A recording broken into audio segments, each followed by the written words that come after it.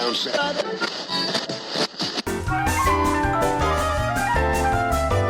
Welcome to the Wicked Radio Network.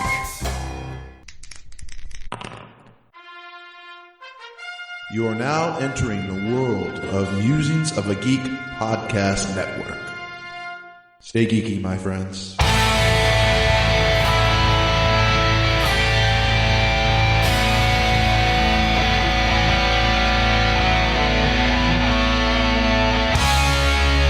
Geek Speak, the definitive 365 cut. These are the meaningless ramblings of a Scottish redone whore and a pissy ex-video store clerk. Their ongoing mission is to set right the movie wrongs. They're gonna need a bigger podcast.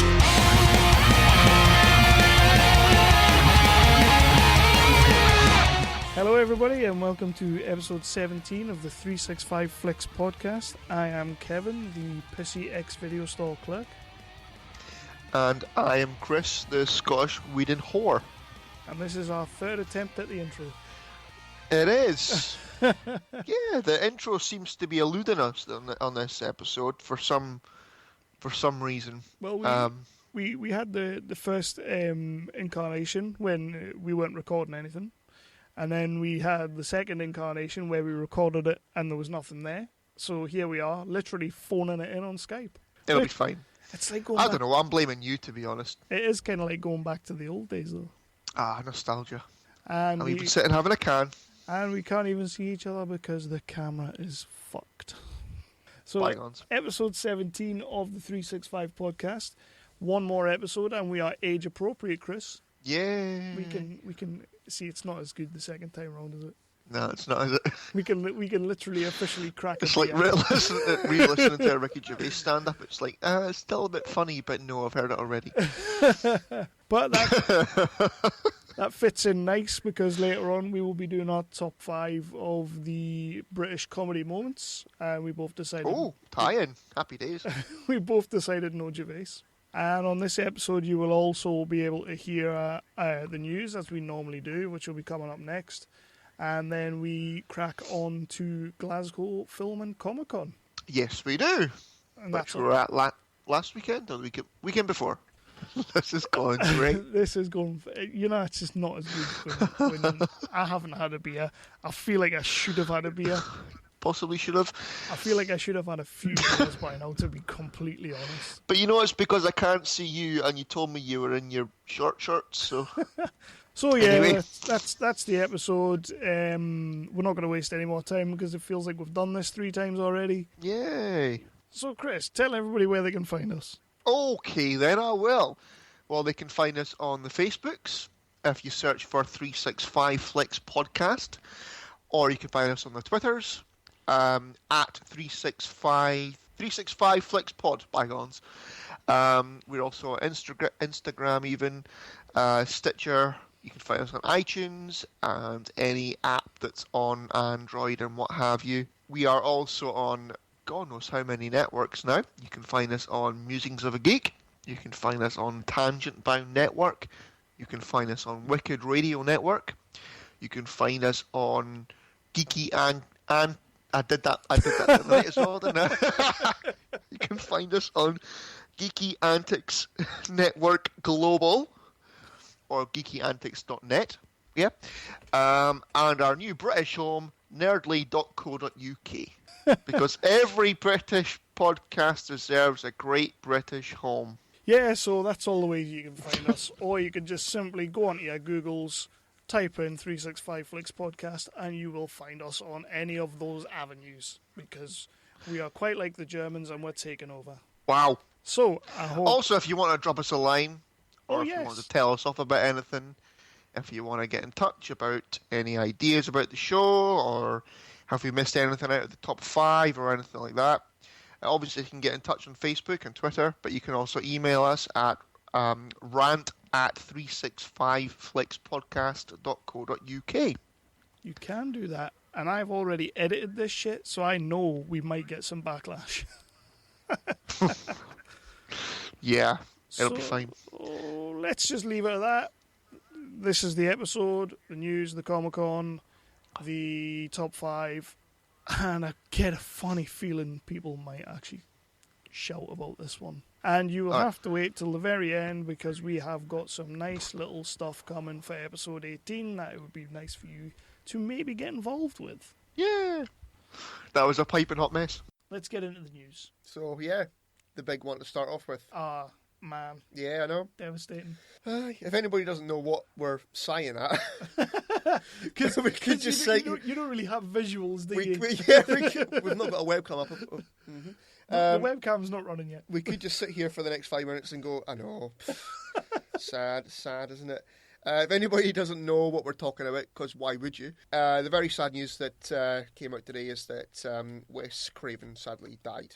Wes Craven, man. The man behind, Friday, was it not Friday? It was Nightmare on Elm Street, the Scream movies. I mean, I love the Scream movies. They are phenomenal movies. First two. No, I think they've all got their own merits. Maybe Scream 4 was a bit poo. The TV series I've never bothered with yet. I've not tried that. Is it on TV in the UK yet? It's on like MTV or something. Oh, which Jesus. just says a whole host of things about that show that I don't want to know. He'll not have been involved in that shit though, will he? I'd imagine he probably had his foot in it somewhere, but no. But I mean, it's a huge shame. It's a huge loss to the kind of horror genre, the horror comedy kind of. The man was doing it for so long. It put kind of an extra little thing on last weekend when we were at the Comic-Con. That's it. Yeah, I actually thought about that earlier on. We're going to be mentioning it a few times, obviously, but Robert Englund was there, and he did like his little 25-30 minute bit, and he mentioned him quite a few times. He did. Genuinely must be like really good pals. It's very sad. Yeah. So will we do our moment? Yeah, in the sort of in the Hobie style. The Hobie style moment Right. silence. A moment for Wes Craven. So Okay. have you got anything else? You do feel a bit like a prick when you do that, but that's what they do. So. I actually quite like how they do that. So yeah, where do we start with the news this time? So first one, which I think I texted you about the other night, there is a Deadwood movie in the works. Yeah. Ian McShane in it? Oh, bloody better be. What about All of Fantastic? Has to be. You would have thought so. Yeah. You would have thought so. It's for If anybody hasn't watched Deadwood, it's set in the Old West. It's by HBO. What more do you need to say? Is it not like one of the sort of first big kind of HBO productions? Pretty much, yeah. It got unfortunately got cancelled after 3 series or seasons. Wag. I know. I've got the box set, and I mean, it's so good. I only watched it through you, and I never really saw it the first time round, and I loved it when I watched it. You basically just watch it for the Ian McShane monologues because basically the best, some of the best scenes in it was when he's sort of having a kind of, he's thinking the whole situation out, having a monologue while getting a blowjob. Plus, nobody quite drops a C-bomb quite like Swearingen. Yeah. And he did drop it quite a few times. He did, yes. And in those particular monologues you're on about, you could probably count about 5 or 6. Oh, yeah, definitely. And I do want to watch it again. I've got the box set. I've not watched it in a while. I think a movie would be good, but do you not think maybe it's done? Well, no, because it was cancelled before its time. There's still stuff to do on there. They did, at the time of the cancellation, I think there was pretty much a lot of uproar. Yeah. So they did kind of say at the time, well, we'll have a look at doing... I'm sure I read that it was 2 movies to finish off the story. Movies. Just 1 movie would do me. Yeah. Get that movie made. I'd like to see a Deadwood movie. Yep. Yeah. I've got the... Ridley Scott has now confirmed that Prometheus 2 is his next movie after The Martian drops. Yeah. And that pretty much means that we're getting Prometheus 2 in 2017, which means Alien 5 is getting pushed back. I did read that it's delaying Alien 5, which I'd rather see. I'm a bit pissed off about. I'd to be rather honest. see Blomkamp's Alien 5 before Prometheus 2. Because after seeing Michael Biehn last weekend, he was all about. He was when he pretty much started the whole thing by saying, "So it's only a rumor, and I'm not confirming it, but yeah, I'm going to be in it." But yeah, I would much rather see Alien 5 before that because I thought Prometheus was, for lack of a better word, terrible. It was.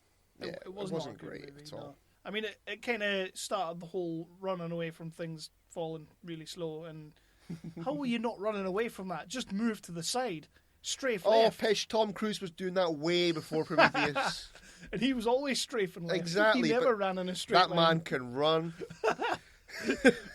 For a 3'5" guy, he can run. For a 3'5", 60-year-old, he can run. So basically, yeah, I'd rather see an Alien 5 first. Yeah, I agree with you completely. I got no interest in a Prometheus 2. Nah, just meh. Nah. Yeah. My next bit is that there's a Galaxy Quest TV show. Yeah, this Got has to be been on. made. This has been on the go for a little while. Yeah, it's the first I'd heard of it. Yeah. I think everybody has seen that movie and loved it to hell. It's only going to work if they all come back. But there's no way Tim Allen will do it. Oh, he'll do anything. But he'll turn up to an opening. There's no way you're getting Alan Rickman and Sigourney Weaver Nah. on a TV show. No, I don't know. Maybe if HBO do the Galaxy Quest Well, TV show, and then with those people being raped in space and stuff. even your smaller cast. I know he's not exactly a small actor, but you had Sam Rockwell in there as one of the he was the red shirt. Yeah. You're not getting Sam Rockwell in there. Nah. You know, he doesn't do much films now, but you're not getting him on TV. It'll not be the original cast. Maybe Tim Allen. Tim Allen will definitely be there, man. It'll be Tim Allen and maybe Tom Hanks. Tom Hanks, really? It'll be Tim Allen and the cast of Band of Brothers. So sticking with the TV star, you got Mads Mikkelsen. He's now confirmed to be in Doctor Strange. He's going to be a villain in Doctor Strange. Yeah, I saw that on Digital Spy, but it had a question mark next to it, so I didn't open it because Is it not? that pisses me off when they do that. Is it not because he's in bed with Disney now because he's in Rogue One? Like he's Maybe. also going to be in that as well. So are they not just going to say he's going to be in everything? Plus Hannibal's finished now. Yeah, I'd see him in that. Why not? I quite fancy him for Rogue One. I'd like to see him in a Star Wars, definitely.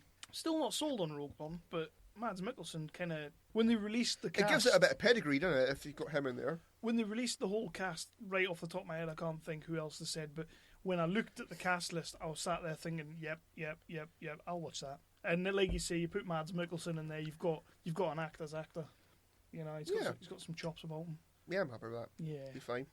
I'd like to see him as a Sith. He'd be a pretty cool Sith. But also, I quite like the idea of seeing him face off with Cumberbatch. And he's going to get his ass kicked by Cumberbatch, because it's Cumberbatch. Well, Cumberbatch is going to be all, Doctor Strangey.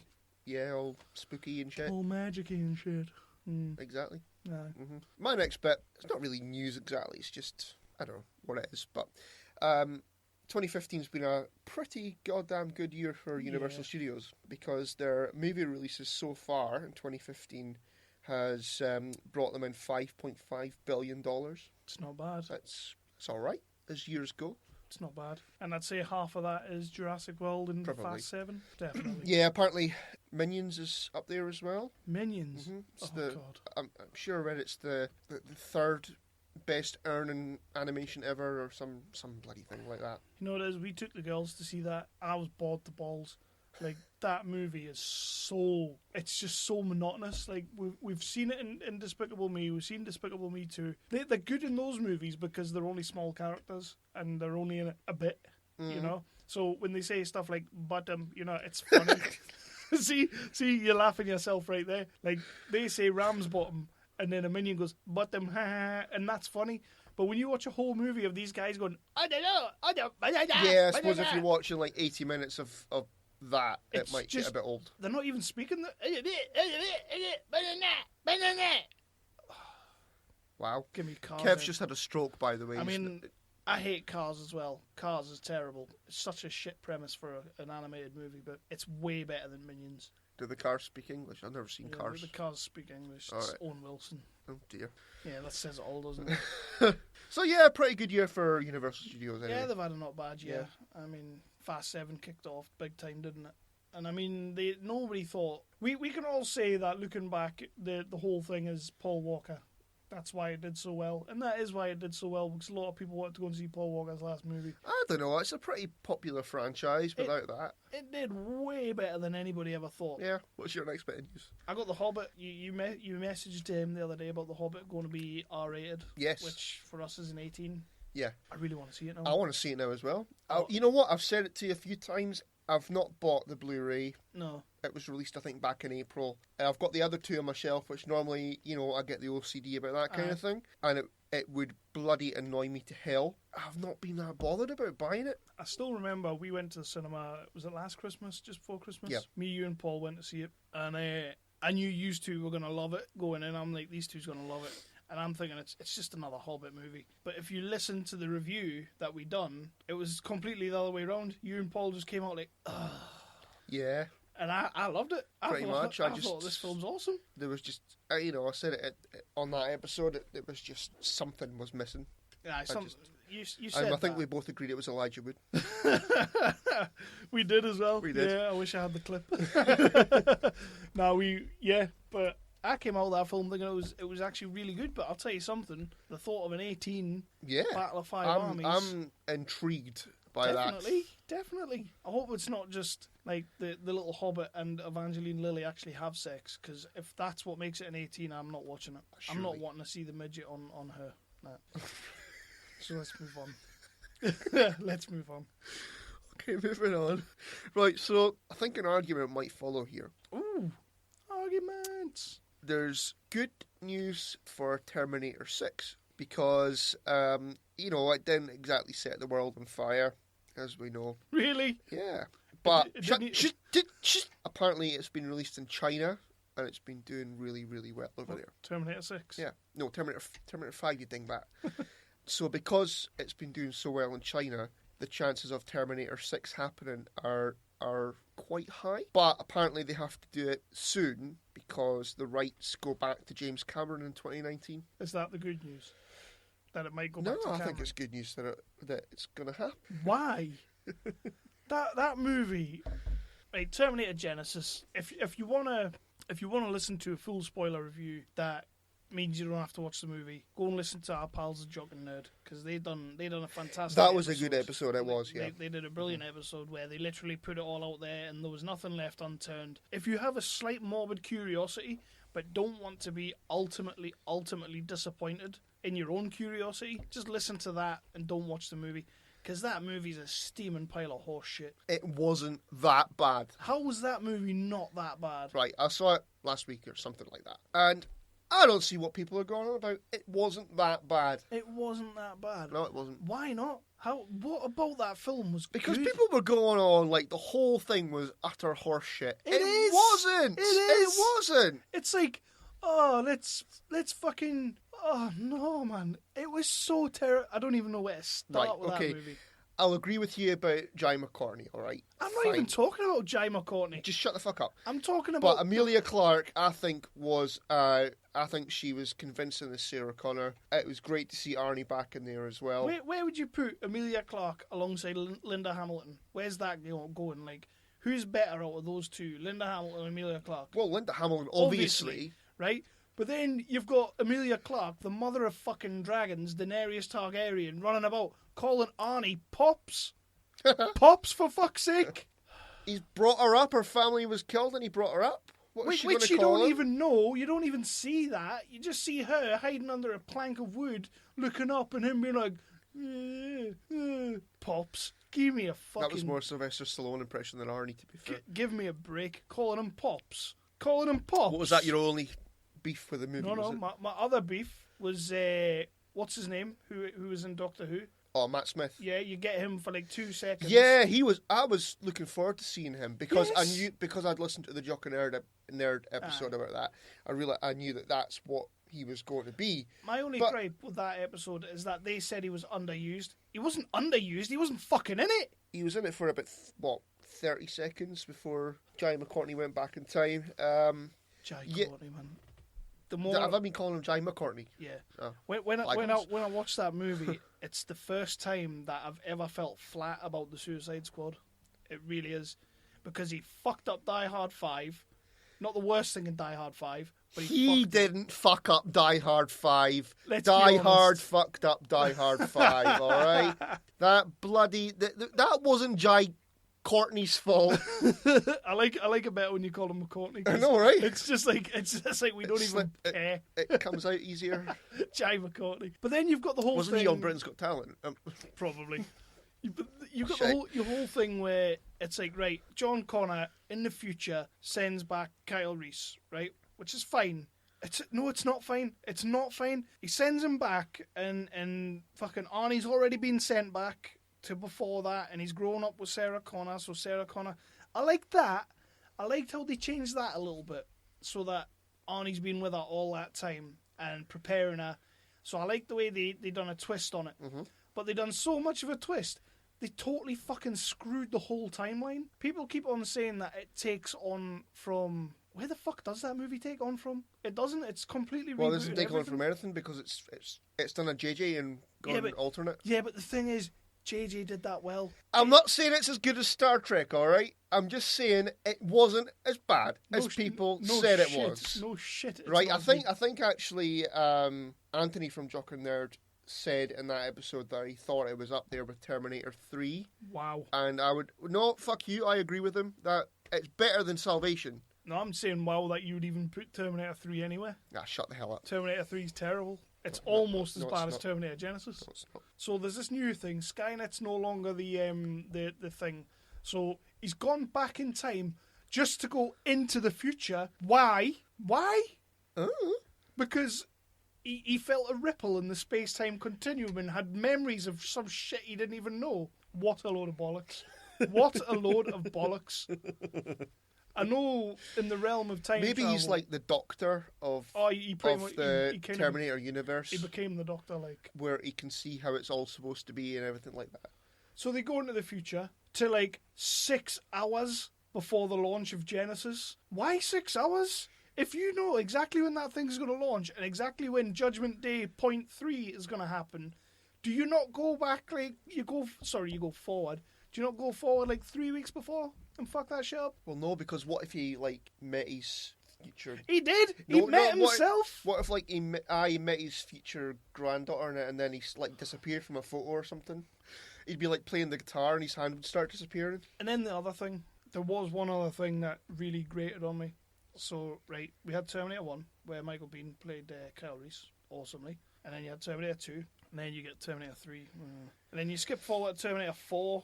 In which John Connor finally meets a young Kyle Reese, played by Anton Yelchin. Mm-hmm. If he got sent back and impregnated Sarah Connor, should he not have, like, if he goes back and rips the time continuum, does he not remember that? Does he not know that Sarah Connor, he's going to shag her? Because they made this whole thing about, I can't tell him that he's going to be John's dad. Why not? Why can't John tell him that film's fucking terrible? I've got 5 words for you, and then we'll move on. Wibbly wobbly, timey-wimey stuff. What's your next bit of news? Is that literally like how they... Do you think that's how they pitched it to the board? Like, they went into the board of directors, and they're like, right, we're going to make Terminator Genesis. And they're like, oh, I like the name. And like, what's the premise? And he just stood there and went, wibbly wobbly, timey-wimey stuff. And they went, sold. Let's get this shit made. It's like, you know what? Those fucking Brits love that Doctor Who. So Man of Steel 2 is on permanent hold. Yeah, that sucks balls. That does suck balls. Because of the whole, we're going to rebrand the whole thing around. So Batman's getting 3 movies now, and Superman isn't getting a second movie. That's bullshit. He's getting bummed, basically. I don't get it. And he's not going to be in Suicide Squad? No. Well, I think we didn't really need him in Suicide Squad anyway. You know, that's such bullshit. Does that mean when Wonder Woman comes out, he's going to have a cameo? So Superman's being relegated to a cameo character now. Basically. He's not getting his own movie. That's fucking awful. I think it's terrible. I don't know why they've done that. I'm really excited to see Batfleck. I can't wait to see Batfleck's version of the standalone movie. I cannot wait for it. But fuck me, you've just made Man of Steel, which I know everybody's grating on now. Everybody's having a gripe about it. Man of Steel's still a pretty much... You know, brilliant. I think I said to you when we were driving up to Glasgow the other week, I rewatched it, and it's a good movie. I still love it. Full of Zack Snyderisms with like the zooming in and zooming out and all that shaky cam shit. Whatever, it's alright, it looks fine. It's a damn good film, and it's got one of the best neck breaks ever. Mm-hmm. So, yeah. Exactly. But now they've just decided, right, from a preview that they've watched, Batfleck, we're going to rebrand everything. He's the main guy. Let's just get rid of Superman. But apparently they must have done like a test screening of Batman vs Superman. They got a standing ovation and all that, whatever. So I think like from the feedback, people are saying, "Oh, Affleck is amazing." So they're saying, "Oh well, fuck you, Cavill. We're giving him 3 movies, and he's directing whatever." Is it Justice League he's directing? Yes. Snyder's doing Justice League. Yeah. So I think that's if I was Henry Cavill, I'd be pissed off by that. Oh, too right. Because we said at the very start when they released the big slate of movies and they said, right, this is what's coming until 2020. the first thing we said was, where's Man of Steel 2? Mm-hmm. Because that's what we want to see. Yep. Yeah, exactly. I wanted to see a movie where, he's getting used to being Clark Kent and all that stuff. Why not? Why are you... It makes no sense. This is the movie that basically got the whole thing going, because if Man of Steel had flopped and had sucked, then there wouldn't have been a Justice League. They would have bloody rebooted it in 5 years' time or something. Pretty much, yeah. But no. So you're taking... I think he's as well known as Batman. They're sort of pretty much equal. Well, is he not? I always thought, although I know Batman's had more success on the screen and on the small screen, the big screen, games. Superman's probably the most recognisable superhero. Was he not their first superhero? Probably. So why are they dropping him now? Stick with him. Make another good movie. Let Snyder do Man of Steel 2, or they're not saying the guy that done Mad Max is supposed George Miller. Apparently he's going to be doing Man of Steel 2 when it eventually comes, which I've seen Mad Max, and I don't want to see Man of Steel 2 done like that. I don't like George Miller. I didn't like it. I like the original Mad Max movies, but the remake with Tom Hardy, talk about a waste of Tom Hardy. Yeah. What the hell was that? Yeah, I got about half an hour and I put it off. You didn't miss much. No, I was watching it and I thought, oh, this is shit. Take the first half an hour and just stretch it for 2 hours, you've got Mad Max. You know what I found myself pissing about on Facebook or whatever? It's never a good sign. It's never a good sign. It's never a good sign. They were driving along with a flaming guitar and I thought, oh fuck you. Fear the Walking Dead, the first episode, has broken the cable viewing records previously set by Better Call Saul. It's sat on 10.2 million viewers, which I didn't think sounded like a lot, but apparently for cable TV in America, that's a massive deal. And they're saying that it's smashed the... Now, I watched it this morning, the first episode, and I watched like half of the second episode. I think a lot of people would have been disappointed, if I'm honest. Yeah. Yeah. I'm not saying it's a bad episode. I can see what they're doing. They're obviously going to have to build it up. I can't wait to see, because you kind of get the opening scene when the kid kind of wakes up and he goes down the stairs and he runs outside and then the camera... Is it not about 28 days later-y? Aye. Well, not really, no, because it's not happened yet. Like, the camera kind of pans up and you're in a big city and there's buses, there's cars, there's people everywhere. I'm sitting there, holy shit, fucking The Walking Dead's got a cast. It's like got a cast of extras. So that's quite interesting, because now you're going to see the build-up to the whatever happens, Gonna need more episodes before I can make a full judgment. Is it only 6 episodes it's got? Aye. Yeah. First series got 6 episodes, but apparently it's already in the bag for series 2. I think no matter what they did would have happened. Yeah, I was going to get a series 2. They would have to. But yeah, I enjoyed it. The second episode's quite good. I like what they're doing with the family. Right now it looks like they're just going to focus on the family from the first 2 episodes. And you've got like the stepdad, the daughter who's like a grade A student, and she's a bit like, she just wants to get out of the town and get away from the family. You got the mother who's a teacher, and you got the other son who's a druggie, obviously. You reminded me of the eldest brother in Independence Day. Just annoyed the piss out of me. The eldest one. He's got that. He kind of looks like Keanu Reeves, but a proper knockoff version. But he was reminding me of him, and I'm thinking, I really don't like you. And then in the second episode, he was kind of going cold turkey. And there was some pretty damn good acting coming out of him, and I'm like, actually, you're all right. Basically, he was just thrown up in that, but I was like, yeah, you're all right. So he can do a convincing throw up, and he's okay. He can throw up like a bastard. So that's how Daniel Day-Lewis started. Method. You know what those method actors are like. So Daniel Day-Lewis is that method. He would have been on it. on the smack. He went full div for my left foot, so he probably would go full smack. You never go full retard.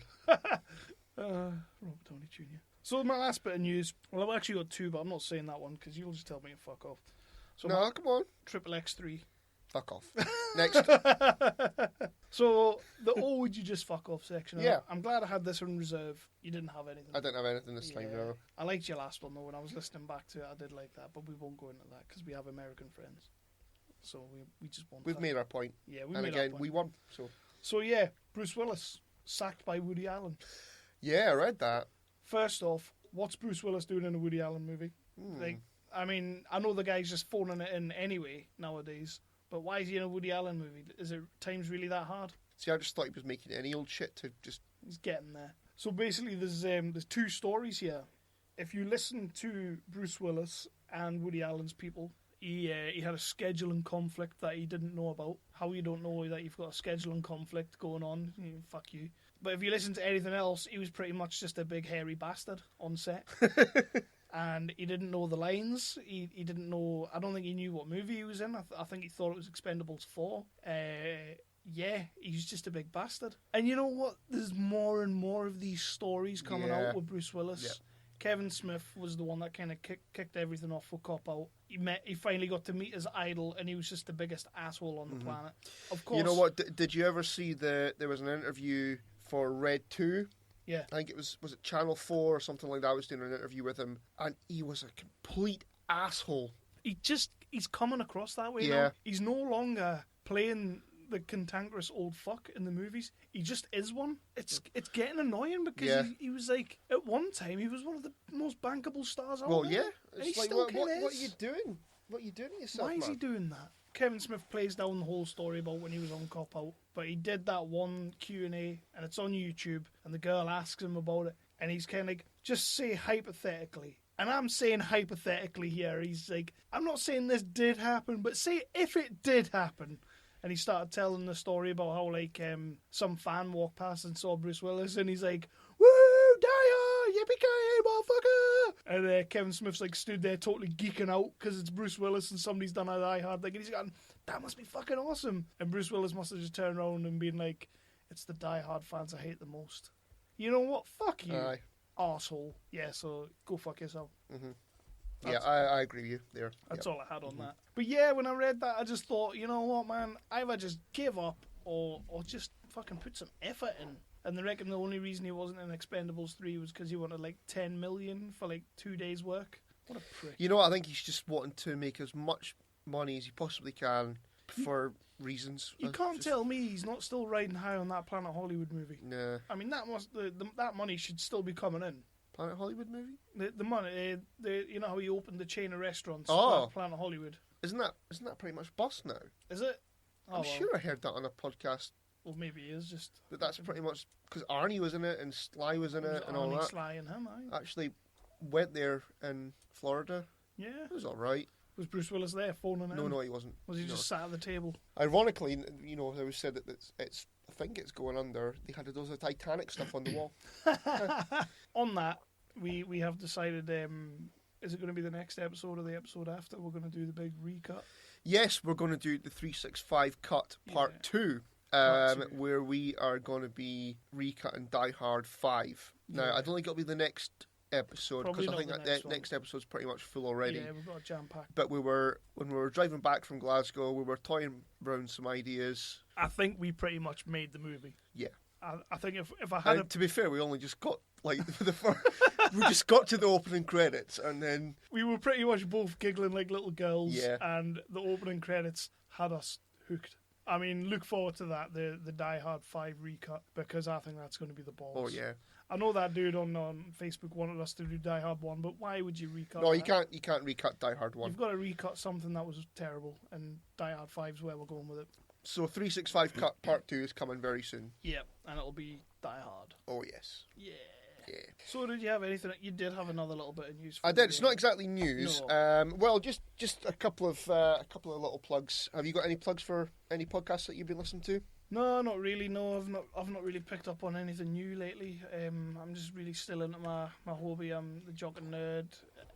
I'm still in all of them. The Tangent Bound. They've done the takeovers. They've done 2 takeover episodes. They were both really good. I know we kind of half committed to doing one. I just don't think that's going to happen anytime soon. We'll be busy with Comic-Con and what have you, haven't we? If we find the time, we will get it done. No, I gave Dark Angels and Pretty Freaks. I hadn't listened to them for a wee while, so I got back into them. I listened to a couple of episodes. They were really good. I like their stuff, but they just kind of they're not so much talking about like the news kind of. Well, they talk about the news, but it's mostly just everyday kind of crack because it's man and wife, and they are quite good. It's good banter. I like it, and I like the fact that they record it and put it on YouTube as well. So you've stumbled across. I have. Yeah. First of all, before I got into that, I was listening to the Jock and Nerds episode about Marvel. Yep. Earlier today, I've not listened to the whole thing yet because apparently there's a big rant at the end, which I'm looking forward to. So I listen to the podcast when I'm walking the dog. So I've not heard the rant yet, but I will hear that tomorrow.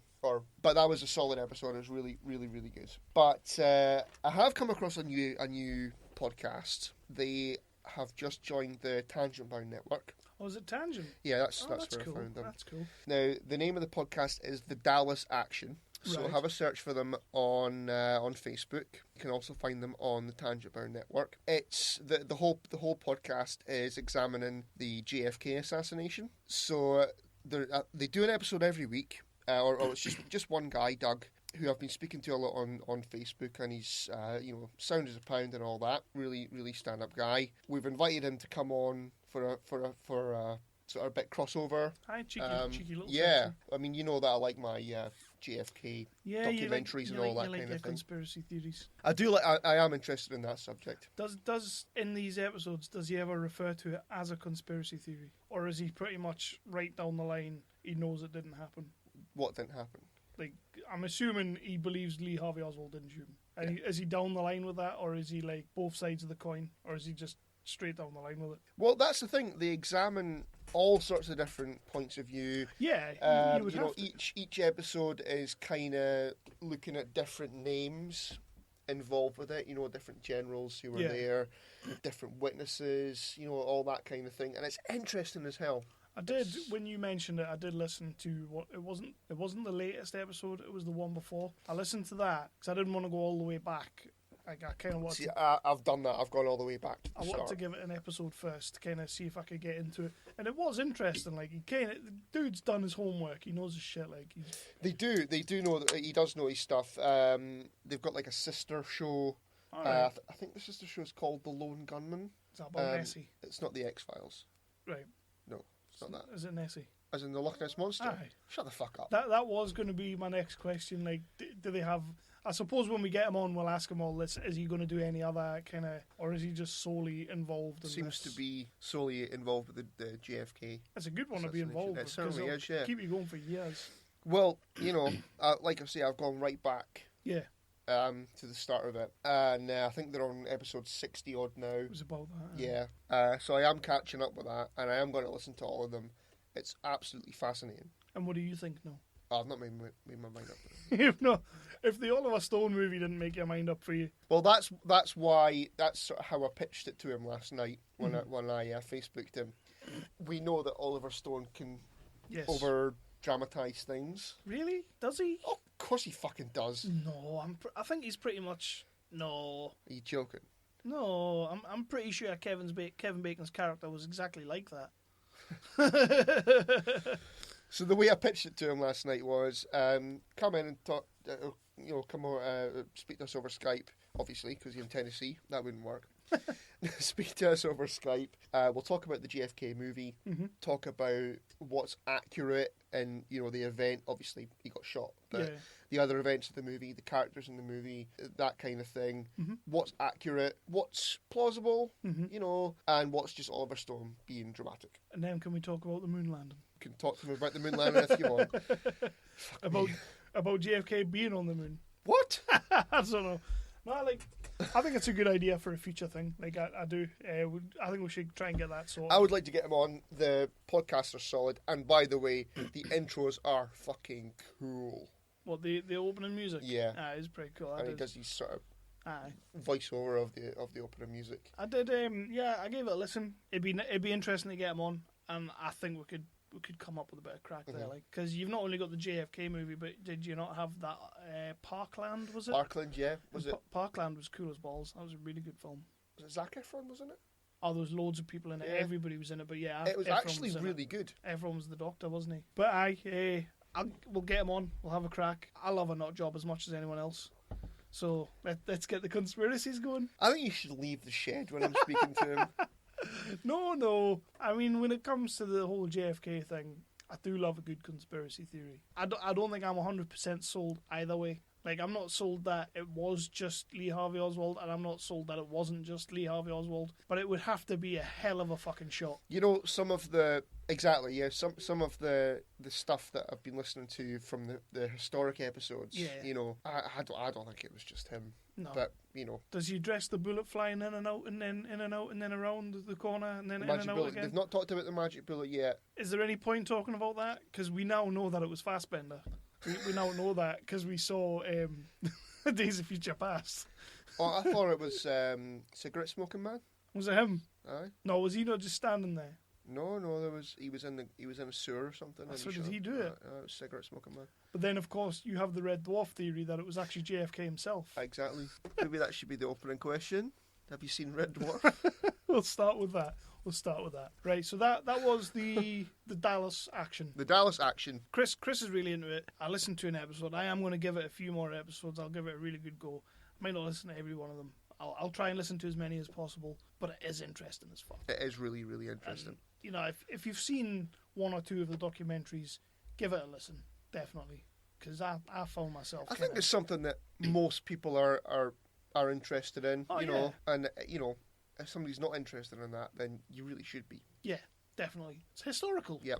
You know, get into it. So with that said, he doesn't have a promo, does he? He doesn't have a promo, unfortunately. No. That's a bit poo. Tell him to get a promo made. And we'll play his promo in the next episode. Mm-hmm. But meanwhile, we talked about them a couple of minutes ago, and we'll play the Jock and Nerd promo before we move on to a new shiny promo. Comic-Con. Oh, yeah, it is. It's brand new shiny. Yeah. I got an email this morning. It was nice to get an email. I've not had an email off Imran for a while. Upsets me when I don't. That's another crossover that we want to get done. Yeah, we're working on it. Yeah.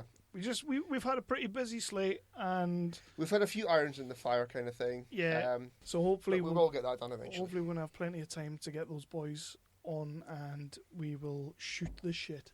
Aye. I'm a bit gutted they've done the whole MCU thing. I saw that today, and I was kind of like, oh, we could have totally done that. Well, we'll figure something else I'm out. pretty sure the four of us together would have just been like, yeah, that's our number one. Yeah, that's our number two. Iron Man 3. Yeah, that's our number 3.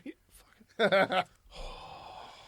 You ever wonder when Spider-Man goes to the bathroom if the toilet paper sticks to his fingers? Do you ever wonder why Superman wears his underwear outside of his pants? My name is Imran. My name is Anthony. He's the Jock. And he's the Nerd. And we're your hosts for the Jock and Nerd podcast, where we sometimes try to attempt to answer these questions. This is a full spoiler podcast, and we swear a lot. Check it out for awesome geek news, interviews, and comic book reviews. Visit jockandnerd.com. We are your superhero TV, movies, and comic book culture curators. Boom. Jockandnerd.com. Jock and Nerd. I'm Jeff. And I'm Blake from the History of Bad Ideas. And we'll get back to your regularly scheduled program here in just a second, geek listeners. But we do a weekly podcast called The History of Bad Ideas. Yeah, well, we'll discuss things like television or movies or music or games or any other thing that falls into our geek-related podcast knowledge. You can find us on Geek Life Radio, Fridays, 10 a.m. Eastern, 9 a.m. Central, or Radio-Blitz, Saturday, 9 a.m. Eastern, 8 a.m. Central, or you can listen to us whenever the hell you want on iTunes and Stitcher. Check us out. Roger says goodbye. Goodbye. You're just a chicken. Cheep, cheep, cheep. Really? Really? You have to end every promo section like that. You have to go. Right, yeah. Okay. You're just a chicken. Cheep, cheep, cheep. Mm-hmm. Still my favorite thing we've ever done. That is my favorite episode. Aye, not just the episode, just that one section. Just where I went. Just a chicken. No, cheep, just cheep. that whole section about the room was just ultimately brilliant. It was just fantastic. Do you think when we get this Dallas guy on, we could get him to watch The Room and get his review? No. Or is that too much? That's too much. Do you think he would then have Tommy Wiseau on the grassy knoll? Right. I'm interviewing him myself. You're not interviewing him. So the next section we are going to do is the Comic-Con. Yes. So how did this come about? Why did we go to Comic-Con? Well, we'd never been before. We hadn't. Which is a travesty. Who knew?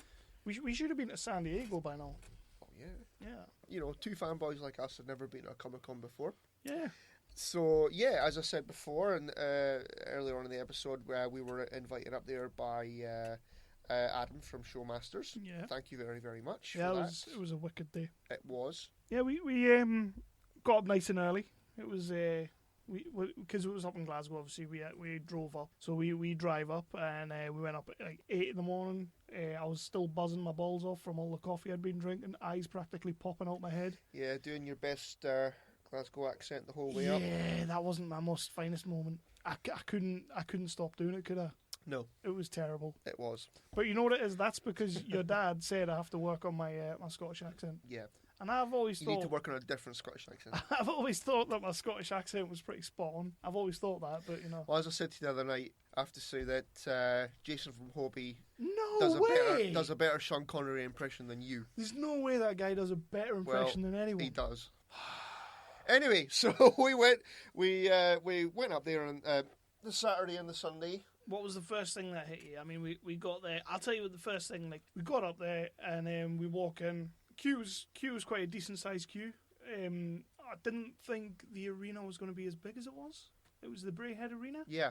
I don't know. I was like when you hear arena, like because the wife told me that Disney on Ice goes there, so I'm thinking it's just going to be an ice rink, which technically I suppose it was. It was where they do the. We get there and there's like stormtroopers. Yeah. Ewoks. Vader's cutting about. There was a Darth Maul cutting about. It was unbelievable. There was a big Wookiee. There was an Ewok. There was a little Ewok. Mm-hmm. They were just phenomenal. And as soon as I saw that, it's like, yeah. I was like... I'm home. I was like Brody when he walks into the mall in Mallrats. I love the smell of Congress in the morning. I was just kind of like, oh, this is where I'm meant to be. You know, I'm amongst my people now. And there was a guy cutting about Ghostbusters outfit. Yes. He had the full Proton pack on. But he was an actual cosplayer. He was a cosplayer, yeah. Because as we realised, we thought all these people were just like cosplayers, but obviously they were meant to be there for the company. Was it www.garrisonuk or something? Was it? I think you said that, yeah. Yeah, and they were just phenomenal. I mean, they had the new Stormtrooper outfits, and they looked awesome. And was it Kylo Ren? I think there was one. Or was it Darth Revan? I think it was Kylo Ren. Aye. Because why would it be Darth Revan? Darth Revan, he's awesome. Yeah, but that's a bit too left field. It's a little bit obscure. Yeah. So, yeah. If anybody doesn't know, Darth Revan was from one of the Star Wars games back in the day. Yeah. Probably most people won't know that. Bygones, yeah. Everybody's getting their photo taken on their knees with their hands behind their heads. Yeah. I still think... You were dying to do that, weren't you? I was dying to go up, but I was dying to get, like, proper, like, butted with the butt of the gun into my stomach. Oh, yeah, you've got issues because you wanted them to beat the ever-living hell out of you. Well, I think if you're going to get it done, you can't just cosplay. You've also got to role play, you know? So, and I'm not saying I want to take one of them, like, out back. I'm saying I want to be proper smashed in the face with the butt of the gun and get, like, ketchup and all over my face and stuff. It would be awesome. No, you're not right. But what really struck me was, yeah, you had these people who were meant to be there in the cosplay, but these cosplayers in Glasgow, these people who were dressing up in the cosplay, they were absolutely brilliant. Some of those costumes, I don't know what I was expecting, but I don't think I was expecting them to be that out there. Well, let's talk about the cosplayers then. Yeah. Right, so on day one, I would say one of the best ones up there was a cosplayer, a lad who was dressed as a character from Tron. Yeah, he was pretty cool. He was awesome, excellent. And he had all this sort of... He wasn't my favourite, though. But he was excellent. I know what your favourite is. And he even had the face thing, like he had the Dayglow face stuff on. I mean, he was brilliant. He was. I'll give him that. He was one of my favourites. Get all the light up strips and everything down the costume and everything like that. All over the place. That was very, very cool. He'd put a lot of work into that. Extremely well done. Yeah. There was a couple of Master Chiefs, but I'm not big on Halo. I mean, I played Halo when it first came out, but Master Chiefs just... Yeah, I've never played Halo. They were well done. There was two lads went to the toilet together with the full Master Chief Halo outfit, and they were really well done. Like when you got up close and you realised that it wasn't a store-bought costume; it was a made costume. I'm thinking, Jesus, a lot of work being put into them. Obviously, cosplay's taken off. Like it's a huge thing. You had one section of the Comic-Con that was for their talent to talk, the actors and that. And then you had another section that was like their full cosplay talk all day. You know, so fair play to them. And it was packed. There was loads of them. Oh, there was, and you know, I think it was on day 2 where they were actually kind of out noising the I think it was the wrestling talk. They were a little bit I did kind of want to say shush. We're listening to Grado. Exactly, it's your cell. So yeah, there was Spider-Man, which I was absolutely gutted I wasn't able to grab him for a photo. But you did have a chance though, but you didn't have the. You didn't have. Well, you see, he didn't have the hood on anymore. So, you realised it wasn't Peter Parker? It wasn't Peter Parker, no. So... It does take the edge off, doesn't it? There was a few Boba Fett's going about. There was a couple. They were cool. What about the Jawa? That was day two. And the Jawa... It was excellent. Was fantastic. He had the big glowy eyes and everything. And he, she, I don't know. Yeah. Like, he was being led about by someone, which was also cool for some reason. I don't know why. How on earth could he see? Yeah. But, you know, he was making the Java noises and everything. It was awesome. It was so cool. I think that was probably my favourite. Aye. And we were in the wrestlers' talk, which we'll come to in a second. Aye. When we saw the Jawa going about, I wish we weren't in that talk, because that's another one I would have loved to have got my photo taken, but we couldn't find them. No, we couldn't. No, I mean, I was walking around all day looking for a Harley Quinn, basically, because you know I'm big on Harley. You like Quinn. Harley, yeah. And there was a couple of good ones, a couple of shocking ones, but a couple of really. The one that had the actual baseball bat, she was fantastic, brilliant Harley Quinn. Couldn't get a picture though because my wife just wouldn't allow that. I'm sorry, she's not going to allow that, is she? Because she knows what I'm like. I mean, she knows what I'm like. For me, I think the one that I saw that impressed me the most was the My Little Pony one. And I know you're going to call me an idiot, but there was a young lass. She must have only been about 12, 13, and she had the full My Little Pony get-up. Is this as we were leaving on the first day? Yeah. Aye. And it had an ass end. It had like a horse's ass end. And it was brilliant. I was just looking at it thinking... Wow! And I was telling the eldest Ruby when I came home. I was telling her about it, and even she came out with so did the back legs, because I was like, I don't know how the back legs worked, and she was like, well, you'd imagine there'd be roller skates on them. That's bloody genius, of course. How else? But there was some really good ones. A lot of Japanese animation ones as well that I think kind of went over our heads a little bit. There was a huge one that was like a black cloak, a big black cloak that was all covered up, and I thought, am I in a Christmas Carol right now? I thought it was the Ghost of Future. It was a Studio Ghibli costume. I can't remember what the movie is though. Christmas Yet to Come. Christmas Yet to Come. Not the Ghost of Future Past. Is that the X-Men again? Moron. Anyway, so the Ghost of Future. I'd watch that. Ghost of Future Past.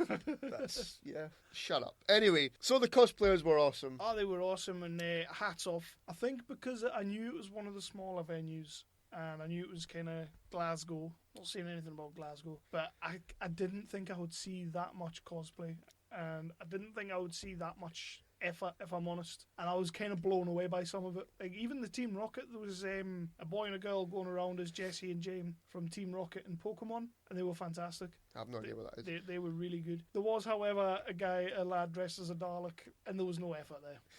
Yeah. There was no effort there, I'm sorry. that was... He put a bin bag over himself. So we decided. Fair play to him. We decided that if and when we hopefully go to another one, if we end up doing cosplay. Yeah.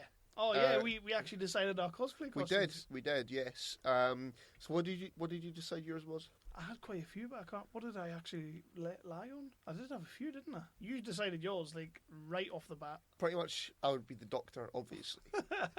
Basically, I don't have the abs for Spider-Man. I might do somewhere down there. I would have to be the Doctor. I think the Doctor would suit you, like a Christopher Eccleston version. I'm happy with that. Honestly, I went through quite a few different ones. I remember just thinking I would do that. But then I thought, some of these people are carrying these things around all day, so I would really have to go for one that was minimum effort. Yeah, there was another one that was queuing up for that thing as we were leaving. It must have been like a competition. She had a huge sword, didn't she? Like a massive sword. It's like, come on, you're carrying that around all day. Yeah. I would probably just go as Jack Bauer.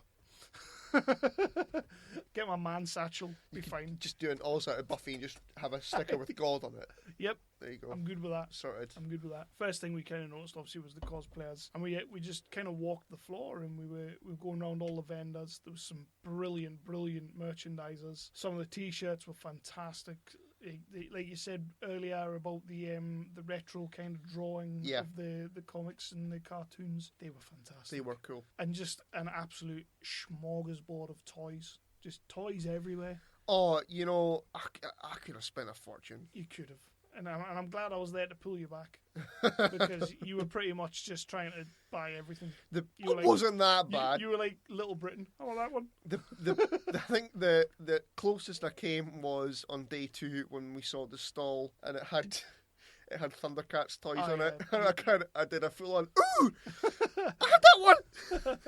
That was a proper full on nerdgasm. I mean, right there when I saw that. Like I say, my experience was a little bit sullied 10 minutes in because that one stall, the guy proper just took us down a peg or two, and he said I was an embarrassment to the T-shirt. Yep. Because I had my Flash T-shirt on, and said I was an embarrassment to the T-shirt. But I mean, come on, I was born in the 80s. I'm not an 80s child. I was born in it. Yeah, but Christ's sake, you don't have to. It's Mum Ra. You have to know who Mum Ra is. I know who Mum Ra is. I just didn't know what Mum Ra was in.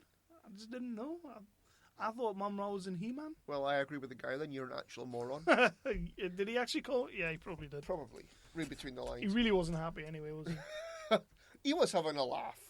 I think he was, but he kind of told me to go and get on the Google and read up because his pal would be on the stall later. That's right, I come back I and could get some credit back. Uh-huh. So I thought that was a bit of a backhanded compliment, if anything. So yeah, there was loads of vendors, loads of... I mean, like you say, if we do go again, I'll be taking a small fortune with me because I think I could have happily just been buying and buying and buying. And buying. And it does actually say on the website that on average, the people who have attended these cons, on average, spend £150. And if they're actually going to be truthful, it's more like £250. Yeah. And I was kind of I could see that. Because even those box sets of DVDs and TV shows, even them I was like, oh, I could get that. And then there was that massive picture, those pictures of Harley Quinn. There was. And there was an awesome a sort of statue thing of... Yeah. Han Solo in the Carbonite. Yeah, I think that would have went so well in the cave. Oh yeah, it would have just. Cool. I think I would actually move the desk and put it behind the desk so we could just look at it all the time. It was pretty cool. The only way that could have been better was if it was a Jar Jar and Carbonite. But then you'd have had to look at Jar Jar. Yeah, I wouldn't have bought it. I'm just saying it would have been better. I'd draw the line somewhere. So you had all that, and then we took in 10 minutes of a cosplay talk, and then we realised we were sat in the cosplay talk, which was fine, but we kind of knew that. Well, we were aiming for Robert Englund. We knew Robert Englund was going to be on, and we thought that's where we were going to be sitting, and we made a mistake. So we went to see Robert Englund. He was the first. I could have listened to him speak all day. He was fantastic. I liked the way he kind of he started telling a story and then dialed it back a little bit. He didn't really want to swear because he knew there was kids there. Yeah. So it was biatch and stuff like that. And even then I'm sitting there thinking, oh, how cool's Robert Englund? He's saying biatch. But he had some wicked stories to tell about the set of Freddy and that. And like we said earlier, Wes Craven came up a few times. Obviously really good pals with him. But yeah, I could have listened all day. Yeah. To the point where the second day, I think we just missed him the second day because we went up a touch later. But I would have happily sat down and listened again. Oh, definitely.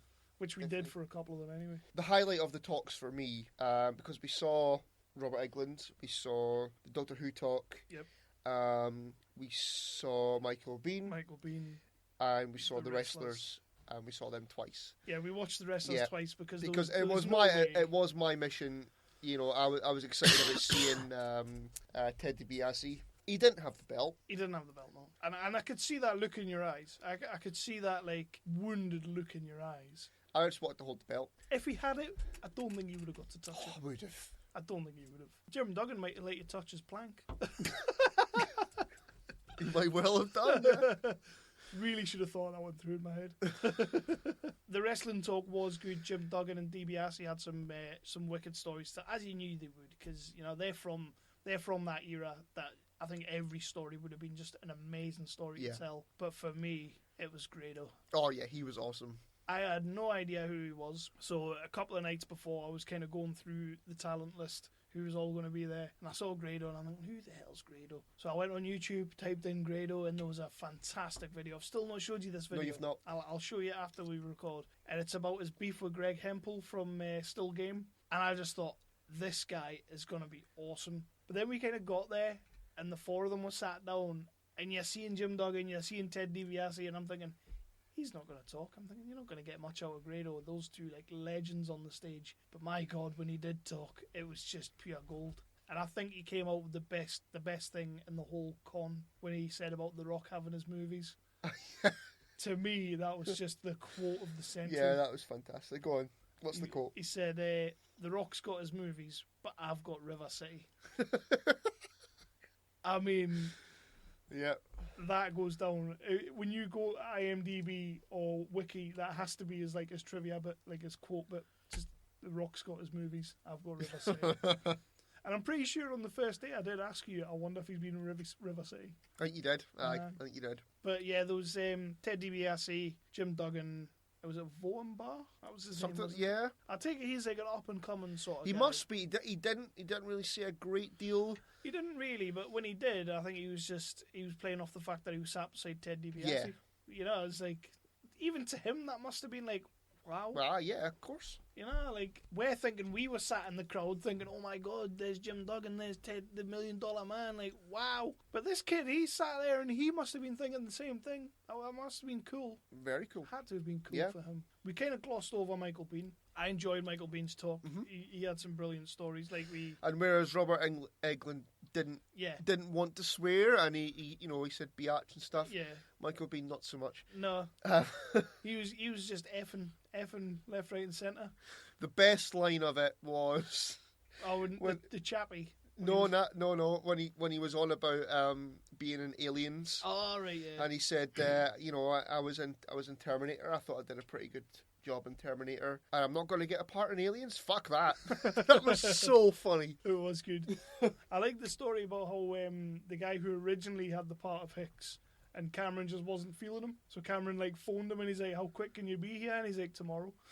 I like that, because apparently he's really good friends with Cameron. Yeah. As well. It sounded like it. Yeah. Sounded like they've been good mates for years. And he mentioned about his directing sort of career, but he didn't go into it too deeply. We kind of sat there and the crowd was asking questions, and I really wanted to ask a few questions. I think I got a bit of stage fright. You got the stage. Well, it was your first time. Plus, the guy who was the compare, he kind of stole my question anyway. That's right, he did ask your question. Yeah, I basically wanted to ask what he thought of Jai Courtney's version of Kyle Reese, but he basically sat there and said he hasn't even seen Terminator Genesis. So, and I think did he not say that he hadn't seen any of them past 2, or he's seen parts of 3? Maybe, because he was actually in 2 in the extended one. Aye, so he'd seen parts of 3. But he hadn't seen much of it. And it was the same with the Alien movies. He hadn't seen 3 or 4 because apparently he just thought they were going to be atrocious. Yeah. He's not wrong. But yeah, he was good. I liked watching him. So you had the talks. See, remember I said to you on the way back down, I had the question that came into my head during the wrestlers one on the second day, but I don't know how it would have gone down. You know, if you could have a dream match with anyone, which Shawn Michaels match would it be? That was a good one. I think you should have asked that. Yeah. You would. I reckon you would have got a good answer out of that. It would have been a good one. Because everybody wants to fight with Shawn Michaels. Oh, yeah. I mean, if man. If you're going to do it right. You know, we were saying if we could interview any sort of wrestler, it would be Shawn Michaels. And it would literally be, can you do the Sweet Chin Music on my pal? Literally. Yeah. That would just be it. There'd be no questions. You know what? I would take a Sweet Chin Music myself. I would well and truly take one. As long as you did the suck it afterwards. Yeah. Chin Music me and then sucked it. Did the suck it. Move on. So we also... we decided to partake in some autographs. We did. We thought we would go up and have a little sneaky chat, a little tete-a-tete with some of the talent. And who did we go and see? So, first of all, we went to see the man himself. The man himself. Darth Vader. Wow. David Prowse. That's my cover photo thing on my Facebook. It was awesome. Yeah. It was awesome. And you know what? I'm not ashamed to say it. We got the autograph, made out to 365Flicks podcast. As you do.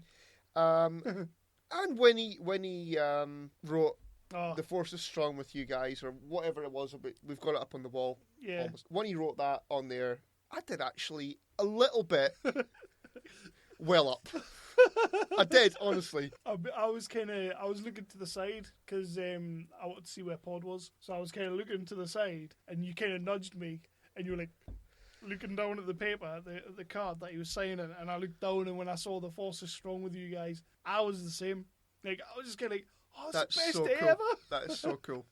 It It was like, oh, David Prowse, you legend. He was cool. Like, Prowse was pretty cool. And he wasn't very talkative, but he had a few words to say. Well, he asked what the podcast was. Yeah. You know, we had a bit chat with him and what have you. I get the feeling we have a new listener in David Prowse. Oh, I would hope so. Definitely. I would hope so. And if he's not listening, well, that's his bad. It's his loss. But at the end of the day, it's Darth Vader, so he can do what he wants. Yeah, I think he would probably listen to it, but then he would just force make us what he wanted us to say. Yeah, he might make you make sense. I did kind of want to ask him what he thought of the whole, like, adding the James Earl Jones in, like, the no! Because he did some pretty badass acting in that scene, just to have James Earl Jones dubbed over him. Yeah. Kind of ruined Yeah. it. But we addressed that in the last episode. So we then went from David Prowse, which was just awesome. Who did we go and see after that? We went to see Pod, didn't we? We went to see Daniel Portman. Daniel Portman. I keep calling him Pod. We were calling him it's Pod, Pod, all isn't day. it? So it's Yeah. Pod. So Pod from Game of Thrones, by the Yeah. way, just in case Aye. anybody's wondering what the hell we're going on about. Who the hell is Pod? Podrick from Game of Thrones. We met Pod from Game of Thrones. Yeah. Who was nice as hell. He was. I mean, I wasn't expecting him not to be. He was proper nice. He was a genuinely good bloke. He was. Like, you know. And he wasn't, like, put off by the fact that I stripped in front of him.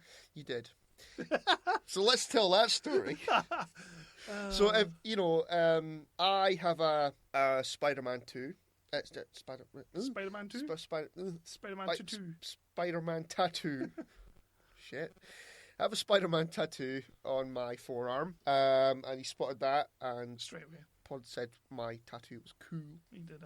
I believe he said, "Oh, it's wicked cool." He said it was wicked cool. So you kind of took umbrage to this. I will admit the jealousy rage kicked in, and before I even knew what I'd said it, and I was kind of like, mine's better. It was like, I just kind of like jumped in there, like knocked you out the way. I was like, mine's better. And I, as soon as I'd said it, I was like... Well, you kind of blacked out and then took your shirt off, didn't you? I think I'd blacked out the whole conversation. You did, yeah. You see, I remember the whole thing. You took your shirt off in front of Pod. Aye, because Pod was kind of like, but I can't see yours, can I? And I said, no. And he said, where is it? And I said, it's on my back. And he says, come on then. And I kind of went, oh shit. That escalated. And the next thing I knew... I was like Matthew McConaughey taking my shirt off. But you weren't like Matthew McConaughey. I don't quite have the build. No, don't. It's more like Rabsy Nesbitt taking his vest off. So you showed Pod your back tattoo. Because Chris has Spider-Man. I'm a big Batman fan. I've got Harley, Ivy and Catwoman on my back. But Pod preferred yours. Pod preferred mine. Yeah. But the woman who was sat with him, who works for Showmasters, was kind of like sat there going, oh, I take it it's not finished though. Yeah. Yeah, I know it's not finished. I mean, maybe that's why he liked yours better, because yours is finished. Mine is finished, and it's Spider-Man, so it's cooler anyway. It was just the way she came up with it. But yours is not finished though. No, it's not. But yeah. But you know, I had a great day because... Maybe not my finest moment. We were going up to different vendors and Yeah. exhibitioners and what have you. Most of them said, yeah, that's a cool tattoo. Yeah, everybody seemed to like your tattoo. It's because they couldn't see mine though. That's where it was. Yeah. But, you know, if they had, they probably would have said, well, it's not finished, is it? Yeah, I think everybody would have the same response. And I would just like to address the fact that... I asked Pod a quick question. I asked him who he preferred to work with, because I wanted to get a bit of conflict going in the conversation, not just the conflict between you and I about the tats, but I wanted to get like a bit of conflict going. So I'm like, oh, who's better to work with on set, Brienne of Tarth or Dinklage? You know, because obviously I can never remember Brienne of Tarth's real name. So I was kind of like, Brienne of Tarth or Peter Dinklage, and he was totally just cool as a cucumber. They're both amazing. Yeah. Like, they're both really good. And I was like, well, yeah, but one of them's better. And he was like, no, they're both amazing. And then he proceeded to try and tell me that Peter Dinklage was 6 foot 4. He did. And tried to put it across that his acting is so good that he's 6 foot 4, but he plays a midget. And I was kind of like, I wasn't buying it. I've since been on Wiki, and he's not 6 foot 4. Wiki never lies. Wiki never lies. No. Wiki never lies. No. Apparently Daniel Portman does though. But he was. And when we were sitting watching, was it Michael Biehn we were watching? And you just kind of saw him walking across the con floor? Yeah, he was just walking about like a normal bloke. Because I suppose And then we were queued up for Pizza Hut, and Pizza Hut? I did kind of want to say, "Oh, Pod, come here for a pizza." I think were we not starving, Yeah, we might have left the queue and went and spoke to him. yeah, but we were starving. Yeah, we were starving. We needed a pizza, for Christ's sakes. But yeah, he was cool as balls. And you said yourself you didn't even realise he was a Glaswegian or a No, I Scotchie. didn't. Be honest with you, neither did I. I mean, there's a lot of people in Game of Thrones that you don't realise are, English. Yeah. But yeah, meeting him was cool. Not my highlight of the whole convention, because literally taking my shirt off just was ridiculous. Why on earth would you do that? Why would you do that? Well, I know you didn't. See, that's why you get a tattoo on your forearm, so you don't have to do that shit. I know. I did feel like a bit of a pleb. So what else did we do? So We spent 2 days up there. We must have done something else. yeah, well, I mean, we saw a lot of stuff, a lot of stuff on the exhibition stands and all that kind of thing. Another highlight for me was we went through to the sort of comic book section. Because we kind of on the way up, kind of made up in our minds that we wanted to try and speak to like an independent sort of comic book writer or creator or something like that, and see if we could just get a bit of a rapport going. Yeah, that's kind of what the whole podcast idea is. It's trying to get people out there, and we want to start getting guests on and speaking to people and just having a bit of crack. Part of the experience was to see if we could find someone, and we found someone. We did.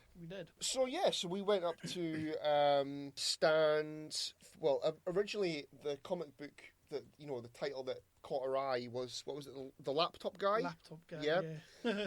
Which looked cool as hell. It did. But we got speaking to the name of the stand, or the name of the company that makes the comic was Blackhearted Press. Yes. So we were speaking to was it Mark Boyle? We were speaking to originally. Yeah, he was the first one. Yeah, he was the first guy. So we're speaking away to him, and he, instead of the laptop guy, recommended to us, like I guess it was their own original comic called Plagued. I thought that at the time, but it's not. Oh, because basically what these guys do is they own the business, they own Blackhearted Press, and they kind of distribute some of their own stuff, but they also distribute other people's kind of independent projects. And Plagued is a project that came to them. It's like an independent thing, from what I can gather, and they're kind of putting it out there. Yeah. But Laptop Guy was theirs. Yeah, because he said he'd done sort of the rendering and what have you and that. I think they've probably worked on Plagued a little bit. Laptop Guy pulled us in, but he sold me on Plagued. Yeah. He absolutely So basically, sold me. Plagued is set in a post-apocalyptic Glasgow. Yeah. Which had me sold right there, right then. It was very like the Neil Marshall movie, Doomsday. As soon as he said post-apocalyptic Glasgow, I was like, I'm in. Yeah, absolutely. I'm in. Absolutely. I don't need to hear anything else. So we were speaking to him for a good sort of 10-15 minutes. Yeah. I can't remember what the hell we spoke about, but we were speaking away about probably Spider-Man tattoo. Yeah, I'm sure that came up. Yeah. I didn't get the jealous rage at that point. You didn't. No, you didn't. You didn't try and my nudge me out the way and take your clothes off again. I had my fingers burnt. So, in fairness, though, I wasn't expecting him to say, "Let me see them." I wasn't expecting that. Most people are like dressing me with their eyes, not undressing me. Anyway, so we were speaking away to Mark. He said that the artist wasn't there right now, so we had to come back again later on. So we did speak to him eventually. Basically, that was actually my favourite part of the whole 2 days. It was speaking to these guys. It was good because, like I say, it was something that we kind of wanted to do. If you're going to go to these things, you have to get involved. Absolutely, that was. Like I say, that was my favourite part of the whole 2 days, because that was one of the things that we wanted to accomplish. That we would go up and speak to one of these independent guys, rather than sort of the biggies like Marvel or whatever, because there was plenty of exhibitioners selling old Spider-Man comics and all that kind of thing. But we wanted something original, something independent. Yeah, we wanted to find a diamond in the rough. And we certainly got that. So we went back later on. We spoke to Jack as well. So basically, they've sent us a review it was edition. Jack and Shaw and Azia. Yeah. I think it was Shaw we had to speak to the most. Got the impression he was the guy that was going to be like, well, if you want to review it, if you want to have a read of it, I'll send you it. Yeah. But that's what he... So it was Shaw that sent you the... Yeah. And that's what he's doing. He sent it the other day. So you've read issue 1, haven't you? I've read issue 1 of Plagued. I'm going to have to read the next ones. I've got them downloaded, but I've just not had time to read them as yet. So. There's 3 at the moment, but the thing that strikes me is straight off the bat, sometimes you read something and you're kind of like, I don't really see how this is going to progress. I don't really see where this is going to go. This is kind of like a Walking Dead kind of syndrome. You could go anywhere with The Walking Dead when they first created that. I kind of feel Plagued could do very much the same thing, and it could be a long-running thing because it's post-apocalyptic Glasgow. It's fucking awesome. But yeah, you've got the main character. I want to say he's called Mackie. I'm pretty sure he's called Mackie, and he's got a talking dog called Dex, and he's like he's a witch hunter in Glasgow, obviously. And there's all sorts of cannibalistic-y people gonna run around and try and eat people. And then he bumps into a witch called Miranda, and she's all like, "You're not gonna stop me," and he's like, "I'm gonna stop you," and she's like, "You're not gonna stop me," and he's like, "I am though." Maybe, was that the exact dialogue? I'm maybe not quoting it word for word, but and then she realizes that he can speak to the dog, so there might be something there with him. He might have some sort of power as well, I'm guessing, because it seemed like him and the witch were the only one who could speak to this dog. Why there's a talking dog, I don't know, but you got to have something there. He's got to have a pal, man's best friend, talking dog. And the first issue kind of ended with spoilers. Well, yeah, but the plague's obviously in full effect, and the government is kind of keeping people in a safe zone, and the reason he's going around trying to catch witches and kill them is because he wants into this safe zone. He's trying to buy his way in by catching witches. It might not all be what it seems. Okay. And I'll leave it at that. Yeah. He sent me the first 3 issues. Well, he sent us the first 3 issues. We're going to get them all read, and we'll definitely... We're going to review that on episode 18. We'll do a proper review on episode 18. And when we were speaking to them, they also it sounded like Mark and Jack were up for coming on a little guest spot. That would so be cool. that sounds fantastic. Cool. We definitely want to get those guys on. So we'll not go too much into detail on that just now because we haven't finished reading the 3. Yeah. But like you say, next episode we'll really hammer that one and we'll talk about that. They also sent us Laptop Guy. I'm going to read that because... I'm going to read that, yeah. When I walked in the door and I saw the big poster up on the wall for Laptop Guy, I was like, I want to read that. It just it popped. It was really colourful. And like you're saying, we didn't really want to go down the Marvel kind of getting in with the big boys route or anything like that. Don't get me wrong. Come knocking at the door. I'll entertain it. Oh yeah. I like these small. I kind of lost interest in comic books like way back because I'd lost interest in the Marvel stories, the DC stories, because they weren't interesting anymore. Yeah. Apart from Batman. Batman's the only thing I still kind of kept in touch with. But then The Walking Dead comes around, and it's like an independent comic. It's out there and it's fresh, and that's why I wanted to speak to something like these guys. Yep. And like I say, I walked in and there's Laptop Guy. Yeah. He also sent us another one called Maximum Alan, which I started to read, and I'm definitely going to give it a read because it looks trippy as hell. The guy's called Alan Moore. I'm guessing it's the Alan Moore we all know who wrote the Hercules stories and stuff like that. He's an actual comic book artist, and he is a bit of a mental, from what I can tell from what I've read. This comic book might not be about him at all, but I got the impression that's kind of where they were going with it. And he's kind of like Alan Moore. He's called Alan Moore, and he's a bit mental, as I say. And his own creations come out of the kind of the comic book, and they're sort of in his like I think it's the post he comes to the door, and one of Alan Moore's creations behind him, like, gonna gut him, like, slit his throat and that. Wow. And I read, like, the first 7 or 8 pages, and I'm like, I am so reading this, because it just looked brilliant. I was like, so I'm going to give that a go as well. Right now, we'll get Plagued in. We'll get Plagued in. We'll review Plagued, and I would say I'm probably going to read Laptop Guy by the end. I'm going to read Laptop Guy as well. Because it was the one that pulled me in. Like, I walked through the door and I saw it and I'm like, I want to read that. And then when the guy was talking about it, he didn't half sell it. I mean, let's be honest. I know that's what they're there to do. They're there to kind of get you interested. And they got us interested straight away. I mean, we were already kind of interested. But the way he spoke about Plagued, I thought, I want to read this. I want to read this, and I want to read it now. And we managed to blag ourselves a review copy. Yeah. So that was pretty cool. Well, that was the thing. You can go up and speak to these guys. They're friendly as hell. They want to speak to people. Mm-hmm. So they were more than happy to send us a review copy. Definitely. So I was really, really pleased with that. And as I said, that was my favourite moment of the weekend, going up to these guys and speaking to them. He also said on the email that once we've kind of done our big review and all that, and we get things moving, he's going to put us in solicitation, which I think means we get sexual favours. Wow. So that would be cool. Or it might mean they're going to like put us out there a little bit. maybe that one. Just going to flip a coin. I'm going to go with that one. It was quite a good, a rewarding feeling It was, to speak to absolutely, those guys. absolutely. And it means going forward, I would definitely grab someone else and, Yeah. and just be like, let us read your stuff. So if we were newbies going up there last weekend. Yeah. So if you were, a listener out there listening to us, awesome show right now. And to be honest, who was sort of toying with the idea of going to a Comic-Con for the first time, a Showmasters Comic-Con. Yeah. What would you say to them? Go. All right, that's fine. That's been the 365Flicks. No, I mean, if you have a semblance of a geek inside you, if you have any kind of, even then, I don't think you necessarily have to be a geek to go to these things. No, I don't think you do at all. You're going to find something, and we initially had an idea of getting Bruni on, our good friend Bruni, but he's too much of a pansy to do it. Yeah. And the idea was we were going to see if us talking about the Comic-Con and going through it, would he then attend the Comic-Con? Yeah. That was kind of the idea we were looking for. Bruni, I think, would love a Comic-Con. You know what? I think most people that I know would. Aye. You know, we went up. It was our first time at a Comic-Con last weekend. We had no idea what it was going to be like going up there. No. We went up there, and we went for a coffee first of all, and then as soon as we went in, we saw Darth Vader standing there, and it was like, I'm sold. You know, I don't even have to go in. I'd be all right standing out here with Wicket.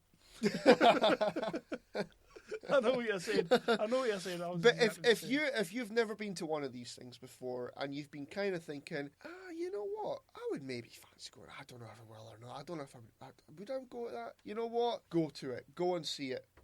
Everybody's so friendly when you go in. So if you're someone who's been thinking, you know what, I'd quite like to give one of these events a try. Mm-hmm. I'm not sure what it'll be like though. I don't know if I fancy it. You know, my answer to that would be go and see it. Oh, it's an experience. Yeah. It's an absolute experience, and I'm glad we did it the way we did. Just went up, just soaked in the whole environment. Yeah, caught a few talks. The talks were fantastic. The way they're free talks, by the way.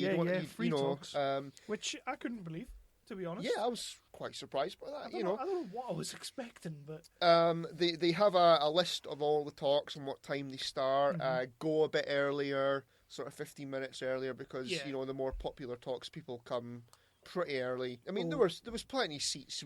You were never not going to get a seat. The Michael Bean and the Chris Judge was absolutely packed. Robert Englund as well, he was packed. But the Michael Bean and Chris Judge was just. Chris Judge was Stargate. He was Stargate, yeah. He brought in quite a crowd. Yeah, to be fair, there was. You know what? And you, the first thing you said when we went to that talk was, "He's too cool for school." Too cool for school. Yeah, he just kind of sat there and he was all nonchalant, just kind of like. He was cool, and to be fair, I never watched Stargate, but he was really, really interesting. I knew who he was, but like you say, I'd never watched it. But I knew who he was, so I was kind of this will be an interesting one. Yeah, and he had some good stories to tell. And that's the thing that they take questions from the audience. So and you said earlier on that one of the guys pinched your question. He did. I was gutted. So it's they go there, they want to be interviewed. Mm-hmm. They want to be asked questions from the crowd, and they got really involved as well. They did, the crowd, which I thought was brilliant. I loved that. Chris Judge did a whole thing where he was asking people to shout out Scottish phrases, which was funny as hell. Which could have went either way. Yeah, it really could have went either way. And I think even did one of them not get him to say ball bag? Ball bag. Ball followed by bag. Yeah. Which I thought was excellent. which, like I say, could go either way. Yeah. I really want to say shut your Geeky. I want to hear him say that. Yeah, if I'd heard you do a Glasgow accent one more time that weekend. Anyway, as for going up and asking for an autograph, again, everybody's so friendly. Pod renamed the podcast. He did. He renamed it the podcast. The podcast, which I didn't get it. Not your finest moment. I didn't get it, but then you'd already stripped for him, so... He must have said it about 4 times, and you still were not getting it. Was it not in the car on the way home that I kind of mentioned it, and you're like, ah! Yep. Anyway, but they want to have a crack with you when you go up. They're very, very friendly. It's around about, you pay about £15 for an autograph photo. Yeah, it's worth it though when David Prowse is saying the force is strong with you. Yeah, when David Prowse makes you cry a little bit, that's worth it. Was it only on the inside though, or was it visible? It was a little bit visible. Oh God, I was welling up. It's Darth Vader, for Christ's sake. Don't question me. tough. So it was a great experience. I would go again in a heartbeat. Oh, definitely. I think my only regret about the whole weekend was that we missed Boba Fett. Yeah. We didn't see him talk. Yeah. I wanted to see Jeremy Bullock because I think I would have asked him a question and I would have just been like, what did you think of, was his name Tamara Morrison taking over your voice? But we missed him. But we caught just about everyone else. We did. Even the Doctor Who guys. I'm not a Doctor Who fan. And it was old school. It was old school Doctor Who, yeah. I guess like the people, the other guys from like sort of more current Doctor Who must maybe had been on the Saturday and we saw them on the Sunday maybe. Yeah, something like that. We missed fingers from Gavin and Stacey. Yeah. I don't know if he was even there. I didn't see him. Because when we were walking around the autograph bit, I didn't see him. I didn't see his photo, no. But we saw Grado. We saw Grado. And we saw Ted DiBiase. And the highlight of just about everything was just him walking around going, "It's your cell!" Aye. He was brilliant. It was apps. If you haven't seen Grado on YouTube or anything like that, just get yourself on and have a look. He's just amazing on the mic. He's just so funny. Kev Wright, one of my pals on Facebook, and he's a fan of the podcast. Even he said he was jealous.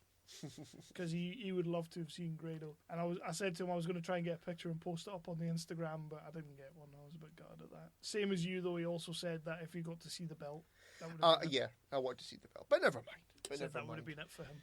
So I would say to everybody, just to wrap this little section up, I would say to everybody, if you've fancied going to one of these things, go to one of them. You'll not regret it. Google Showmasters. They do events all over the country. All over. They were very, very kind to us by inviting us up, and we hope to go to another event very soon. I think Newcastle's the end of October, and I think that's what we're aiming for. I'd love November. to go.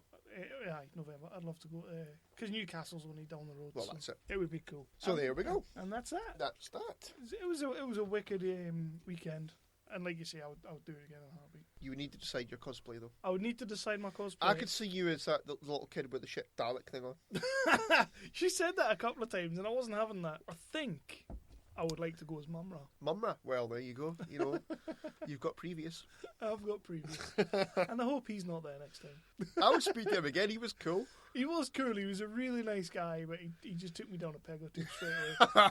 And well, you could do with that. You've been saying that every episode, right? So we're going to move on to the top 5 of British comedies. Let's do this. Hey there, kids. Do you want to hear a show where a bunch of guys sit around in a comic book store and talk about comics and lifestyle choices, other goofy things and shenanigans they get up to? Then when have we ever talked about comics? Usually it's people sitting on my lap and riding the struggle bus. That's true. It's mostly shenanigans. But occasionally we talk about comics. And if you like any of those things, comics, shenanigans, Devin's lap, then you need to check out Snake Oil Comics with me, Travis, and my beautiful co-host, Big Dev. Find us on iTunes, Stitcher, and snakeoilcomics.com. So, on to the last section of the podcast, which tonight is going to be our infamous top 5 of meaningless things you really won't care about. Mm-hmm. You like that, don't you? I do. I love when you say that's my favourite part of the promo. Aww. It is. So this time we decided, after the roaring success of the We Are Free! Still, really? Yeah, it works for me. And if you didn't listen to the last episode, which why the hell haven't you? We did. Come on, it won't watch yourself. It won't. No. We did the top 5 Star Wars changes to the original trilogy. It was the top 5 best, top 5 worst. One of Chris's was the ending to Jedi, so I had to bitch slap that into reality and just basically show him that George Lucas, that sneaky man, had snuck a few Jar Jars into the final scenes, and they even said, "We are free." And the reason I played the Snake Oil guys before that was because he did offer to get some of his artist friends to create a t-shirt with your face on a Gungan.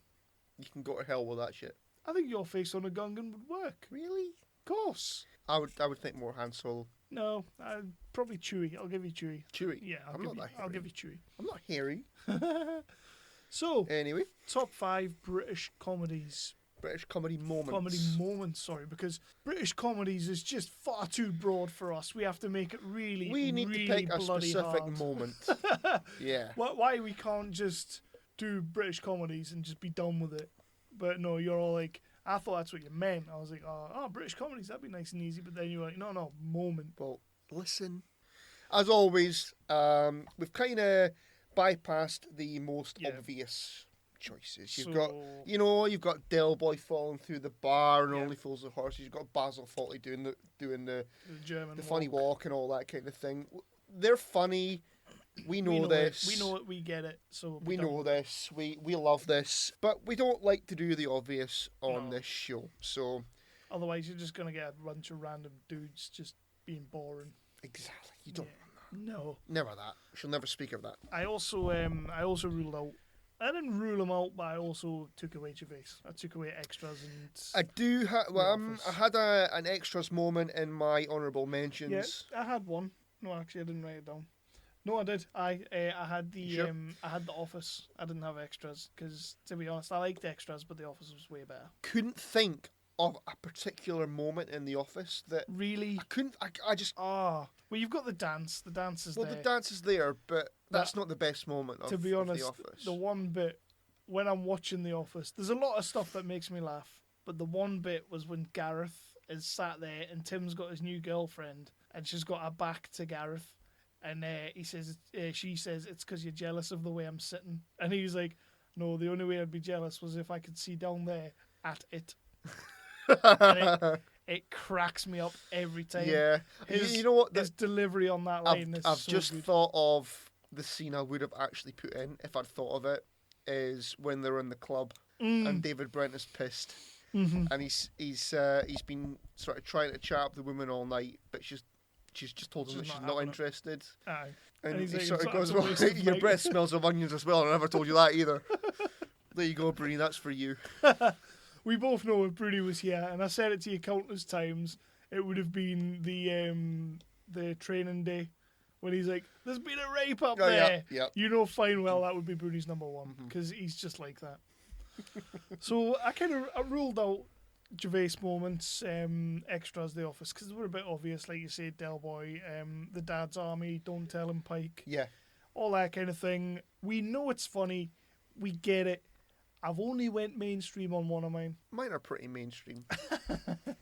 So there you go. So let's kick this off. Top 5 British comedy moments. So my number 5, just to kick things off, is from the In-Betweeners, and we're going to try something here, which we've never tried before.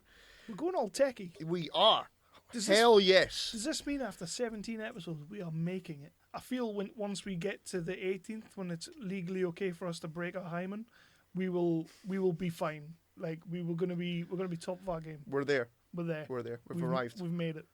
We will be able to walk in and be like, we have arrived. So let's see if this works. Let's so see if my this works. number 5 is from the In-Betweeners, and it's this scene here. Oh! Jesus Christ! Oh, my. What the hell has that happened? I don't know, it didn't have any bait on it. Get it out! It's all right, it's just a fish. It's a fucking terrifying massive fish, Neil! Get rid of it! Oh, God, it's shit itself! It's all right. Fuck that! We're in serious trouble here. What? Oh, what? That's only for emergencies! For emergencies!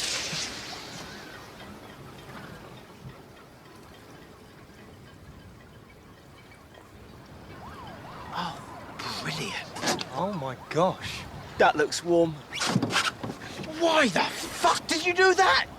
Get the sea police out? And say what? Help, we've caught a fish and we're already in the harbour. What are they going to do? Tow us 4 feet closer to the shore? What if it's a shark? It's not a shark, Jay. Oh, get it out, Neil. I better kill it. It's the kindest thing to do. It won't survive back in the sea now.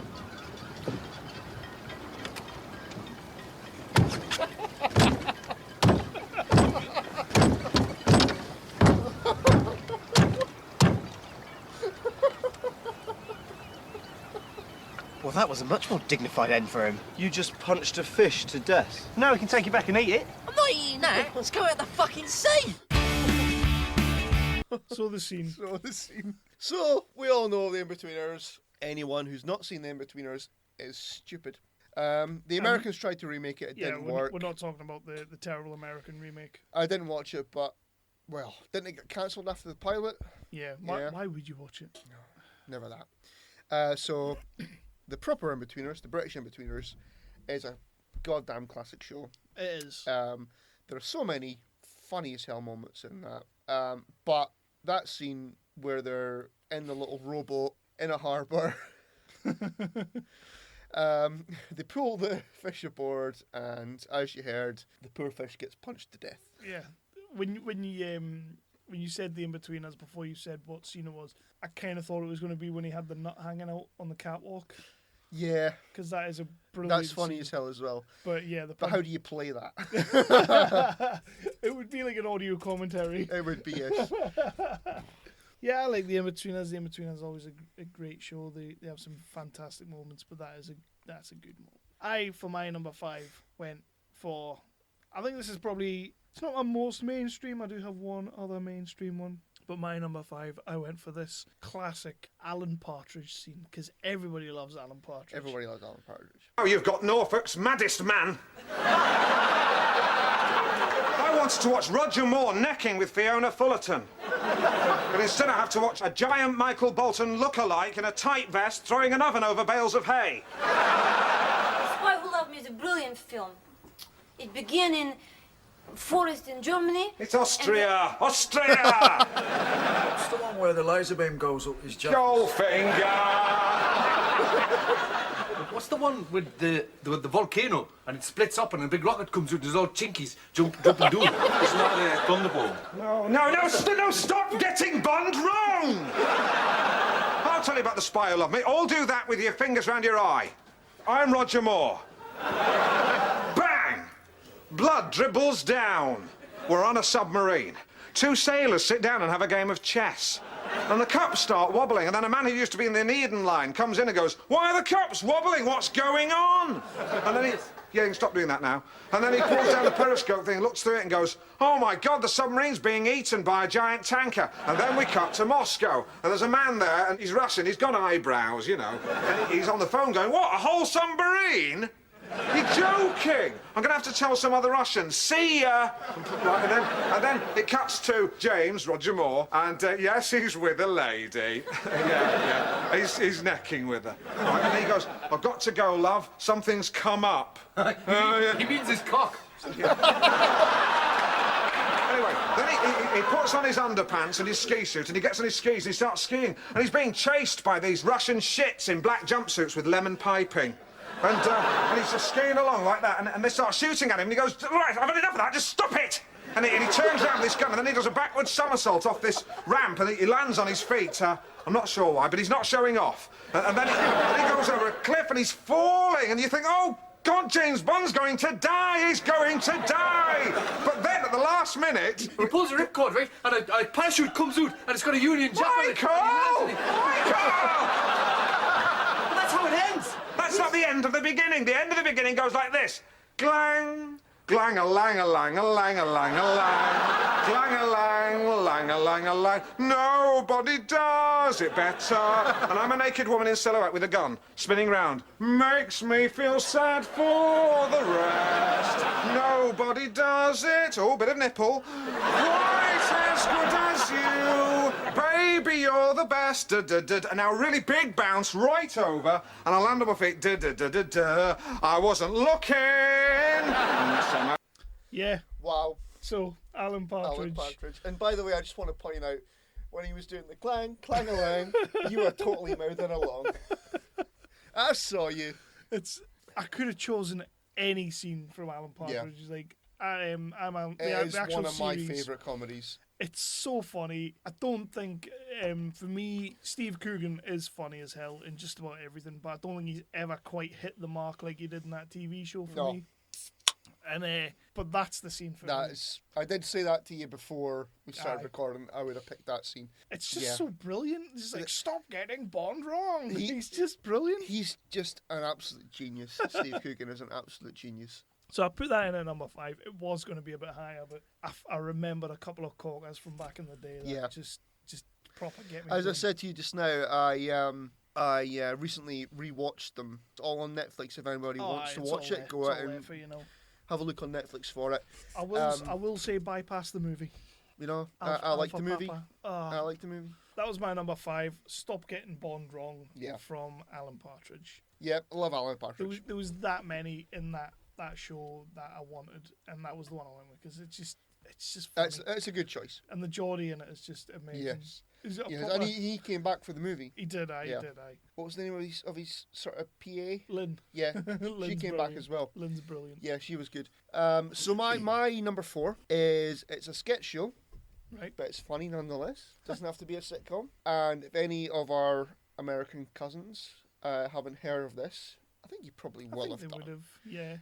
It's the Catherine Tate Show. Yeah. This is my favourite sketch from, I think she did 3 series of it. This is my favourite sketch, and it's the drunk, ironic, estate agent. Oh, I love those units. Chrome works so well in here. Oh, I love it. Thank you. Jesus Christ! What the hell have you done in here? Terry put them in. Terry, your husband? Before he left. Ah.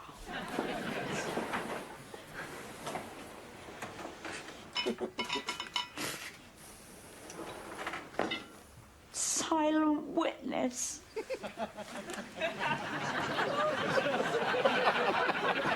think they're great, you know.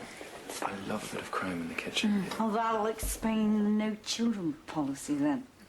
I'm sorry? Well, you know what they say about a man who likes a bit of chrome in his kitchen. No, what do they say?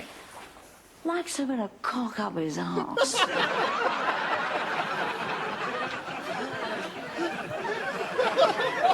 You have a bad attitude and a filthy mind. I say, oh. Do you dream about it? Do you dream about it? No, kids. Drives a big black Cherokee Jeep. Likes chrome, not to mention the cheap aftershave and the cropped hair. You big old bender. You are. Wow. That's so goddamn funny. That's probably one of the better ones. I was never a massive fan of Catherine Tate. You remember that? I never was, but that was like, and I think that was the first episode. I liked the drunk estate agent, and I loved the police detective Whitaker. Yes, I used to love her. She was funny. There was also a scene, I can't remember what series it was on, The Drunk Bride. All right. Where she's sort of doing the speech. She overtakes the groom's speech and starts basically insulting the mother and the father, and then and then the brother's got the brother's sister has got bulimia, and she says something which is funny wherever you're she from. says something like I can only tell she's here because I can smell the sick. Oh, yeah, that'll do it. Yeah, that'll do it. Like, it's offensive, but you know what? Screw it. It's still funny. It's Catherine Tate, as it goes, she is pretty good. British comedy royalty, as far as I'm concerned. My number 4, I don't actually have a video clip for because it would be absolutely pointless. It's the only one I strayed away from TV. Because when I think of British comedy, we done comedies, we done a top 5 comedies, episodes way back. And I put Monty Python and the Holy Grail in there because I do love Monty Python and the Holy Grail. And I'm not doing a British comedy list without a Monty Python. Yeah, I'm not a fan of Monty Python, as you know. I know you're not. And it was the Hobie guys that kind of put this one in my head because they did a whole episode celebrating the anniversary of Monty Python and the Holy Grail. Like, we were already planning on doing this top 5, so it was kind of, I'm putting one in. It would be pointless to put a clip in, though, because it's when the knight is running at the castle, and he's running at the castle, and then it cuts to the guys watching him, and then it cuts back to him running, and he's a little bit further forward. It cuts back to the castle, it cuts back to him running, and he's further back this time. And it just keeps cutting back and forth. And then all of a sudden he's behind them and he's like, huzzah! And he stabs one of them. It's funny as hell. It's my favourite bit in the Holy Grail.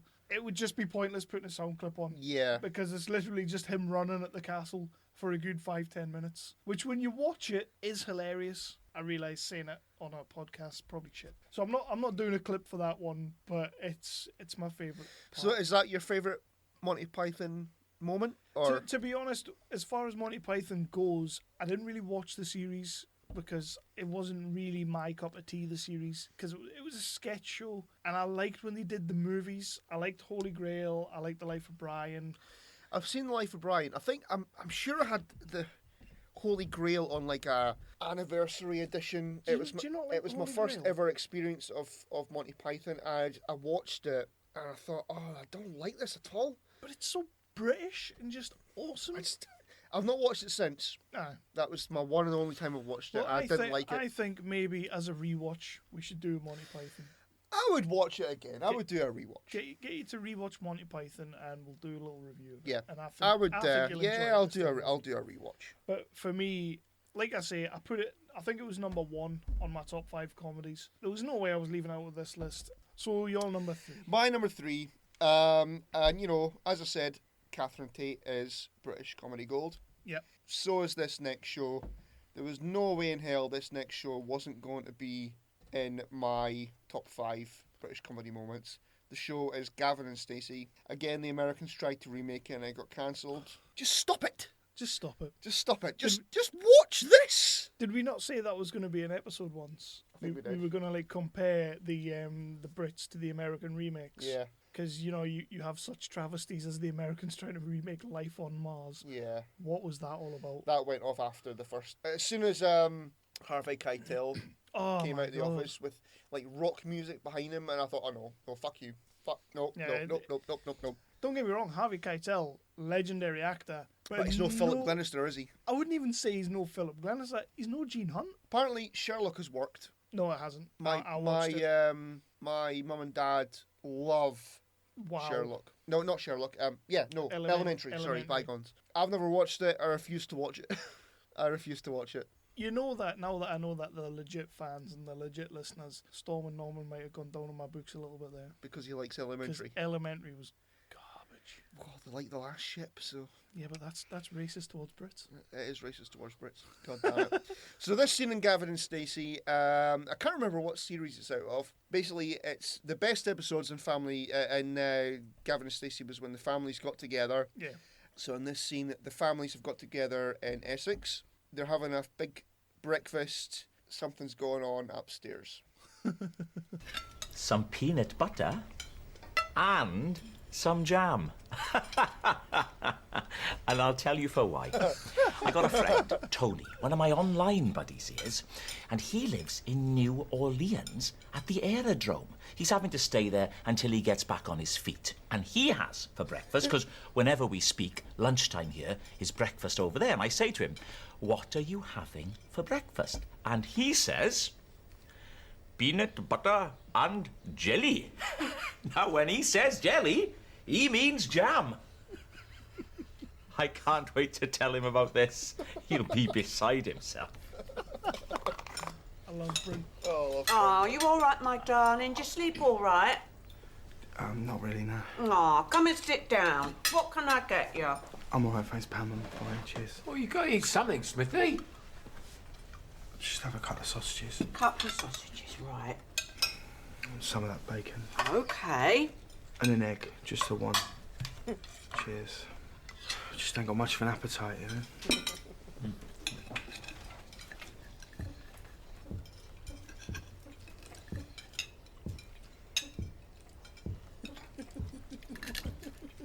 Everyone all right for drinks? Yeah, Get all right. your Don't worry about a thing. Thank you. All lovely, lovely.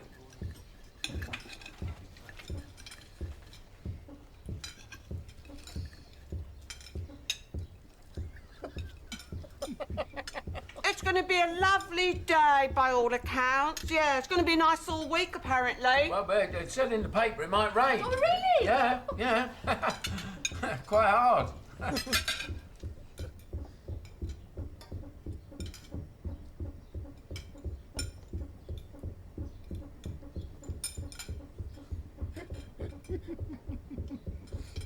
I was at the radio on over. Oh yeah, let's have the radio. Great idea, radio on. Yeah, turn it up.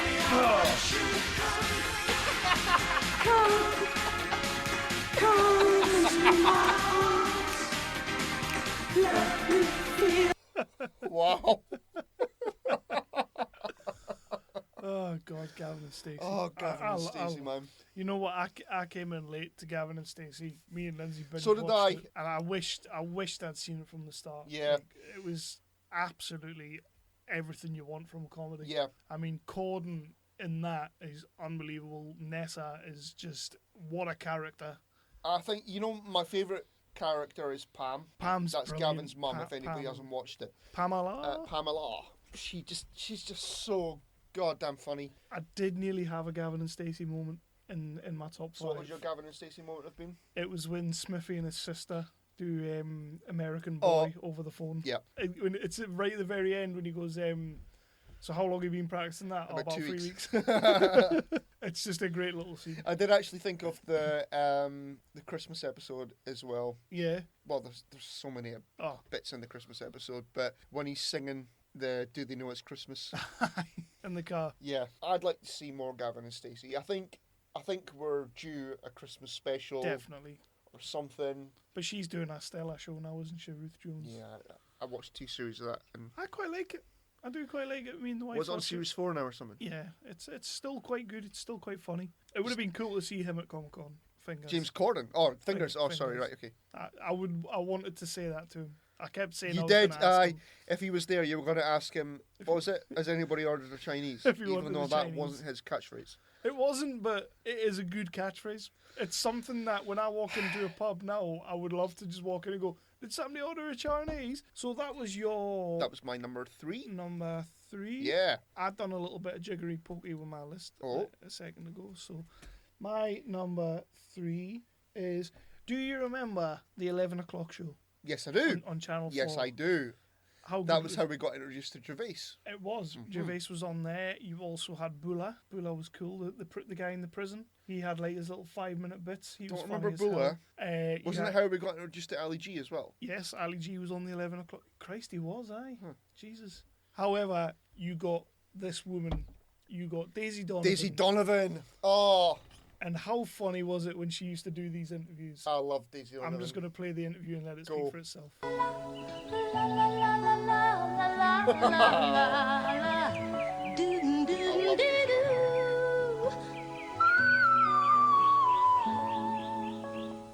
Ready, Teddy, go. Sir Teddy Taylor. Hello. Hello, thank you very much for talking to us. Here in the nick of time, Nick Rainsford. Thank you very much for talking to us. My pleasure. With Brussels, do you feel like it's almost sort of like a boxing match and you're constantly getting fisted in the ring? The trouble with Brussels is that when they decide things, it's not what's right and what's wrong. If I said I could smell power, how would you look at me? I think you're right. It is all about seizing momentary opportunities, isn't it? I mean, do you feel like you're always chasing a snatch? Opportunities, you can grab opportunities. Can you grab the Things are snatch? happening. You could, as one says, sort of, mug the mouse to please the monster. Yeah, absolutely. And there are difficult decisions to be taken. You are hand-picked by the population. I mean, how does it feel to be fingered by your constituents? Well, it was lovely when I first came down to Parliament many years ago. It Must have been delicious. To be in politics, do you have to force yourself inside the horse? You have to force yourself at times. You have to do things that you probably instinctively don't want to do. The prospect of being inside the horse doesn't grab you. No, that's part of the discipline.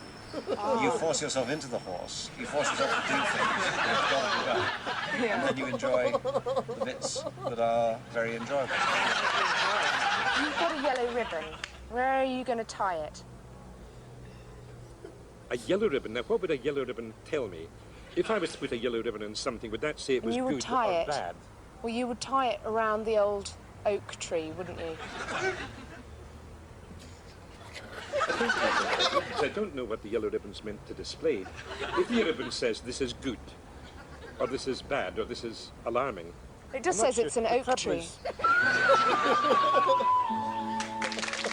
I used to stay up for the 11 o'clock show. I used to love same the here. 11 I love the o'clock 11 o'clock show. And she was always the highlight of that show. And those interviews, as soon as I started doing the list, I was looking at black books because I love black books as well. And there was a little clip of that, but it was a different interview she'd done, and that got me thinking about this one because I just remember how funny that was. But she used to do that all the time, didn't she? She used to give innuendos to these people in power, you know? Yeah. It was kind of like the Brass Eye before Brass Eye really kicked in. And she was fucking brilliant at it because she's just a good-looking woman who looks a bit thick, to be honest. just worked. I loved Daisy Donovan. She was great. Yeah. The one person I would compare her to now is, Right. do you ever watch the Charlie Brooker thing on BBC Two? I've seen a few, The but not is really. it Weekly Wipe? Right, aye. And there's a woman who does sort of ironic interviews called Philomena Kunk. Right. And she's amazing. Not be as good as Daisy, though. No, she's not as good as Daisy's Daisy, but top-notch. she's funny as hell.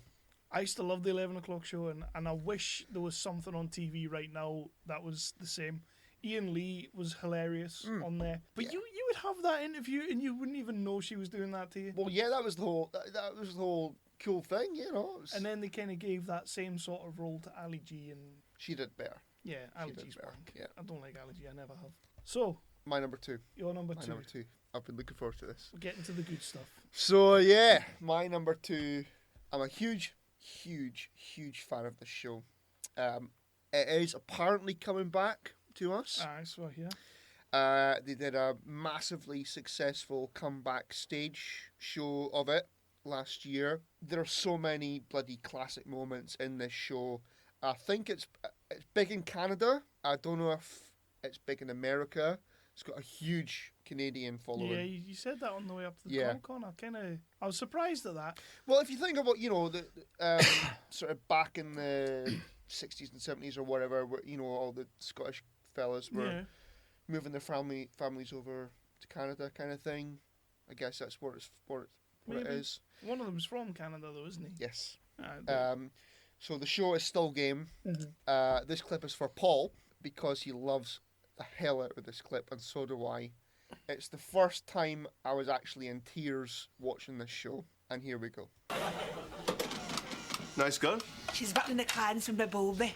Margot the Crier. I might be talking too soon, but I think there'll be a romance there. Me Bobby. Oh, get the rest, Isa. He couldn't get his hole in a barrel of fannies. Going to the quiz. Aye. I watch all the quizzes on the telly, especially Weakest Link. First you don't look at. But I do think Anne Robinson's been going a wee bit over the top lately. Too much of the insults. I think it's the fault of this prick Simon Cowell from the Pop Idol, slagging everybody. I think she's under pressure to up the stakes. There was this guy on. Nice guy. Quiet, you know. He was a constable. Do you know what she called him? PC Plod. PC Plod. That's too much. There's no need. Gets in my tits. For months I've been phoning to get on that show. Put her bloody gas at a peep. Say, for instance, I got a question about numbers. Then she might say to me, "Oh, I hope you don't count your tell receipts the way you answered that last question." Then the bar would be up on the slates. Then I would say to her, "Who do you think you're talking to, huh? You ginger bitch. I've been in the business 25 years. I'm up at 6:30 every morning. What time do you get out of your bag, huh? You lazy cow. No, you're way out of your depth here. You should have stuck to watchdog, you Botox-faced bastard." I think you should maybe lay off that weakest link for a while, Navid. Og kushinay to si Kristarent nusno.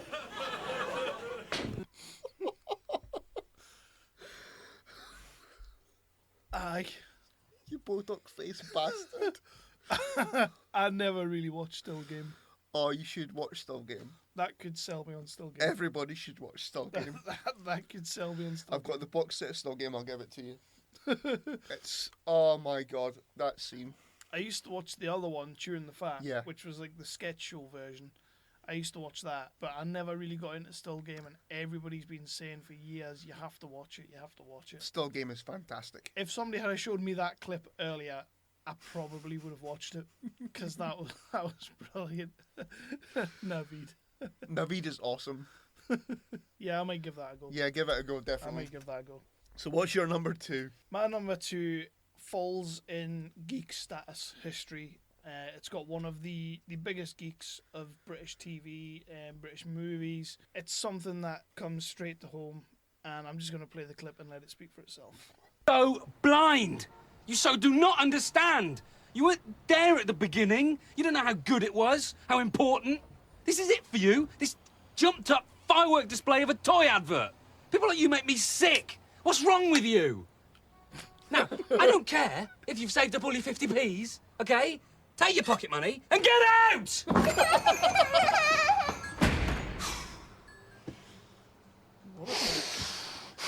What a prick.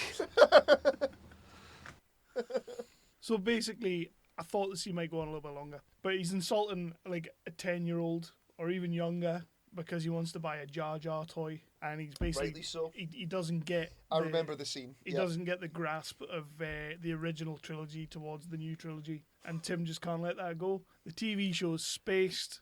The actor Simon Pegg. Spaced. I could have chose any number of moments from that show because I loved Spaced. As far as pop culture you got me into that, didn't you? I did. As far as pop culture goes, Spaced is the shit. It's just so fucking good. I was going to do the one I told you about in the car, where the unspoken telepathy that men have, which is basically if a man pretends to have a gun in his hand, every man around him has a gun in his hand. And they're showing Daisy. He says, come on. And then he kind of like gets the fingers out and he cocks it like a gun. And like instantly his mate, who's played by Nick Frost, oh shit! And he starts pulling the fingers out and they're like, pow, pow, pow. It's a fantastic scene, but I don't think it's going to work audio-wise. But it is a great scene. But I always remembered Series 1 finished of Spaced, and it's just so perfect. Every episode was perfect. How are they going to up the ante on the second series? And they came straight back, the very first scene, and they were insulting the Phantom Menace. And that was that scene where he just refuses to sell Phantom Menace memorabilia to anyone because it shat on everything that was holy. I think I need to rewatch Spaced because I've only watched it the once, and it was when you got me into it, and I've not watched it since. And that was like 10 years ago, for Christ's sake. Give it another watch. Yeah. I just love the way, like, once the kid storms out, he's kind of like, what a prick. So that was my number 2. Yeah. So I've got a couple of honourable mentions. Yeah. The first one is extras. Right. You sort of said at the start there about Gervais stuff because, you know, we love Gervais, we love extras, he's we love amazing. The Office. He's fantastic. Not so much the Life's Too Short thing. I didn't mind Life's Too Short, but he played too much on the actors, like the big celebrities. Yeah. It kind of just like... I don't like Warwick Davis. With him, I just get he'll go to the opening of an envelope. Oh, of course he will. He's done bloody Celebrity Squares now. Feel to him. And however, if I ever got a chance to meet him, I would totally take it. Because I would have to ask him about Willow. I would have to try and do the extra scene where Ricky Gervais kicks him in the head. I wouldn't do that. Would you not storm past him and be like, get out of my way, pick? Anyway, so my extra scene that I picked was the racism test. Oh yeah, aye, definitely. I've not got any quotes or anything. Just it was an awesome scene where basically Maggie, bygones. Maggie was trying to sort of pull a black guy. Yeah. And she was worried that he thought that she was racist. So Andy, kind of taking the piss, obviously, started saying, well, I can check if you're racist or not. There's an official test. Aye. So he started asking her, you know, who's the president of the United States? Mhm. And then who's the president of fucking Yukawaha? Aye. And, you know, he goes, oh, racist. Does he not say who you rather date, Johnny Depp or Trevor McDonald? Yes. Yes. So that was just extras. That was the humour of extras. Where Extras was good. It was good. It was excellent. I think if I was going to go for a scene in extras, purely because even a news reporter done it by accident, when Maggie goes up to Samuel L. Jackson and says she loved him in The Matrix. Yeah. Just absolutely fantastic. And I love the fact that Samuel L. Jackson was totally cool with that. Like he was fine with doing that. Although on the news show, obviously, he wasn't fine with that. He wasn't fine with that because the best bit of that news show was when the guy tried to move on. Aye.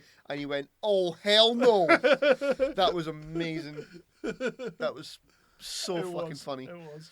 The other honourable mention I've got is the IT crowd. Yeah, and you weren't happy with Hobie on this. I were wasn't you? happy with Hobie because No. they said the acting wasn't good on the IT crowd. It wasn't great. Fuck that. It wasn't great. It's a sitcom. Yeah, but it The doesn't... acting was fine.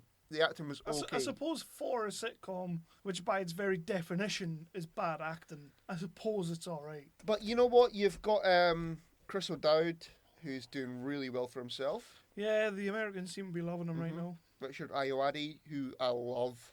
But there's a scene in that... I'm not going to describe the scene. Sod it. Right, the IT crowd is awesome. Fuck you, Hobie. Right, moving on. So have you got any honourable mentions? I had the opening to The League of Gentlemen. Remember The League of Gentlemen on BBC Two?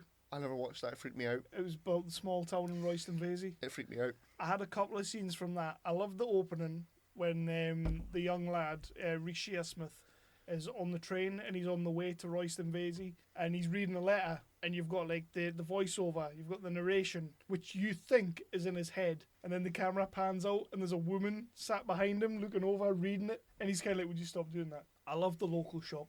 Every scene they were in was just hilarious. Is that where they don't like strangers or something? Yeah, yes. Yeah, that's the only bit I can remember from that show is that where a stranger comes in and she's like breastfeeding a piglet. Yeah, aye. And that was enough for me. That was no. You had no. League of Gentlemen always want one outright for me. Black Books, any scene, particularly when the Jesus freaks come to the door and he's off the peeve and they come to the door and they're like, "Would you like to hear about Jesus?" And he's like, "Yes, I would. Come in." And he like brings them in and he's like, "So tell me about Jesus and the second coming and all that." And he's kind of like, they kind of just sat there going, "We've never made it past the door. We don't know what to do now." So School of Comedy, I used to love watching that. And some of them have gone on to big things. I mean, Will Poulter's doing big things in America right now. Yeah. Ever since Son of Rambo, I think he's kind of blown up big time. I loved him in We're the Millers. He was fantastic in that, especially when he does the TLC song. Mm-hmm. It's my favourite scene. I also, in the, when the credits are on and they were showing the outtakes, and the guy goes, "Oh, would you just put the radio on?" And they put it on. Oh, Friends. The Friends Yes, theme song comes on. Yeah. So Jennifer Aniston doing the striptease. Though. Yeah. I'm not a big fan of Jennifer. Oh, fuck you. Shut the hell up. I hate Friends. I curse the Americans for putting that on us. They put that on us for 10 years. 10 seasons of Friends. What a shower of shite that show was. 6 people who are friends for 10 years. That's fuck. I don't like Friends. I really hate Friends.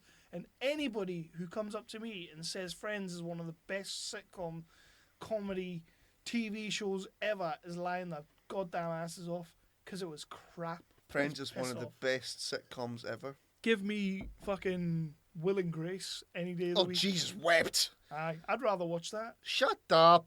I would. Nope. I would. Friends was funny as hell. I hate You Friends. can shut up. I hate Friends. Right. And it gave us fucking Joey as well, which is like giving someone AIDS, to be fair. So what's your number But he one? made up with it. He made up for it with the episodes. Yeah, but that's an English show. British. So British. We had to save his career. British. My number one, British. Technically, it's Irish. Comedy moment. Spoilers. So this show, everybody knows this show. Everybody's seen this show. Everybody's heard of this show. Friends. Kind of wanted the music to kick in there. Oh, sorry. Dun, dun, dun, dun, dun, Right. dun, dun, dun. Bygones. Right. Do that bit again. This is my favourite scene from the show. The show is Father Ted. You can't have a top 5 British comedy list without Father Ted in it, as far as I'm concerned. I've not, but I kind of wish I did have. I just couldn't think of my favourite bit. Again, with the Still Game one, when I first saw this scene, it had me in tears, and I couldn't breathe. Go. I read a bit of one of them once. God, I couldn't finish it. The language, unbelievable. It's a bit gritty, but that's the modern world, Mrs. Doyle. Well, it was a bit much for me, Father. Feck this and feck that. Yes, Mrs. Doyle. You big bastard. Oh, dreadful language. You big hairy arse. You big fecker. Fierce stuff. And of course, the F word, Father. The bad F word. Worse than feck. You know the one I mean. Yes, I do, Mrs. Doyle. F you. F your effing wife. Oh, I don't know why they have to use language like that. I stick this effing pitchfork up your bolo. That was another one. Oh, yes. I see what you mean, Mrs. Doyle. Bastard this and bastard that. You can't move for the bastards in her novels. It's wall-to-wall bastards. Is it, Mrs. Doyle? You bastard, Anyway. you fecker, you bollocks. Get your bollocks out of my face. That was terrible. So yeah, Father Ted was excellent. I think she was probably one of the best things in that show, if not the best thing. I could never really buy Ardal O'Hanlon. I was never a big fan of him. No. Dougal is pretty cool, and I think Father Ted would be terrible without Dougal. It wouldn't be the same show at all. Well, yeah, you had to have Dougal in there. Yeah, so I give him that. Mrs. Doyle was just brilliant. I loved the episode when her and her pal were arguing over who was going to pay for coffee. Yeah. Just brilliant. Just, Well, there were so many moments in Father Ted that you could have picked from. I love my brick. Yeah. Awesome. Father Jack was just amazing. But then later on you had where he throws the brick at Ted and he goes, fucking fed up with brick! I like when they were trying to, they had the reverends coming around, like the high priests and that, and they were trying to teach him to say things. And he was like, that would be an ecumenical matter. That would be an ecumenical matter. I suppose you're right, Father. There is a T-shirt of that, and I kind of want that? it. Yeah, that would be awesome. My number one is another British moment, another British sketch show. Sorry, and funnily enough, Simon Pegg's in this one as well, and so are a couple of other cast members from Spaced. It was a sketch show called Big Train. Do you ever remember Big Train? Never heard of it. When I was a union rep in my last job, this sketch did a lot for me, and I really wanted to make it a thing in my last workplace. It was never really going to happen. Me and Avril used to talk about it all the time, which when you watch this sketch makes all sort of things wrong, and we did try and get it done.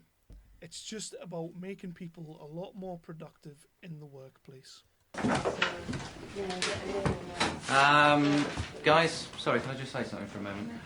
I know this isn't going to make me very popular, but I've got the supervisor coming tomorrow, and I don't want to see any wanking in the office. So. That's bullshit. Yeah, and to be honest, I think we're going to have to cut it out altogether.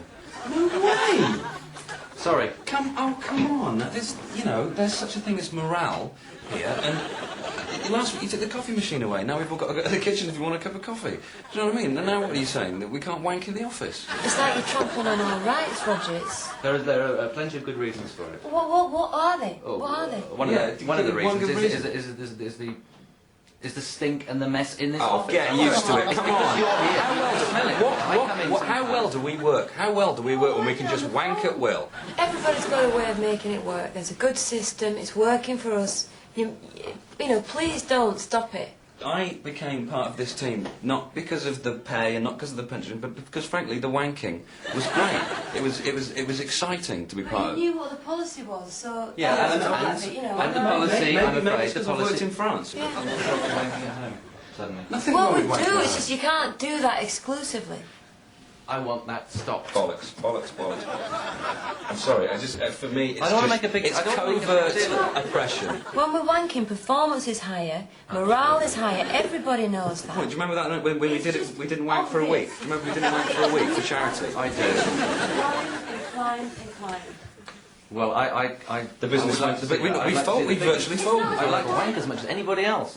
There are some people who don't. Peter, you were saying. Oh well, that's a big surprise. I don't like it. You know, I think if you I have said. I find if it you, really. If you did a poll in the building, I think you'd. No.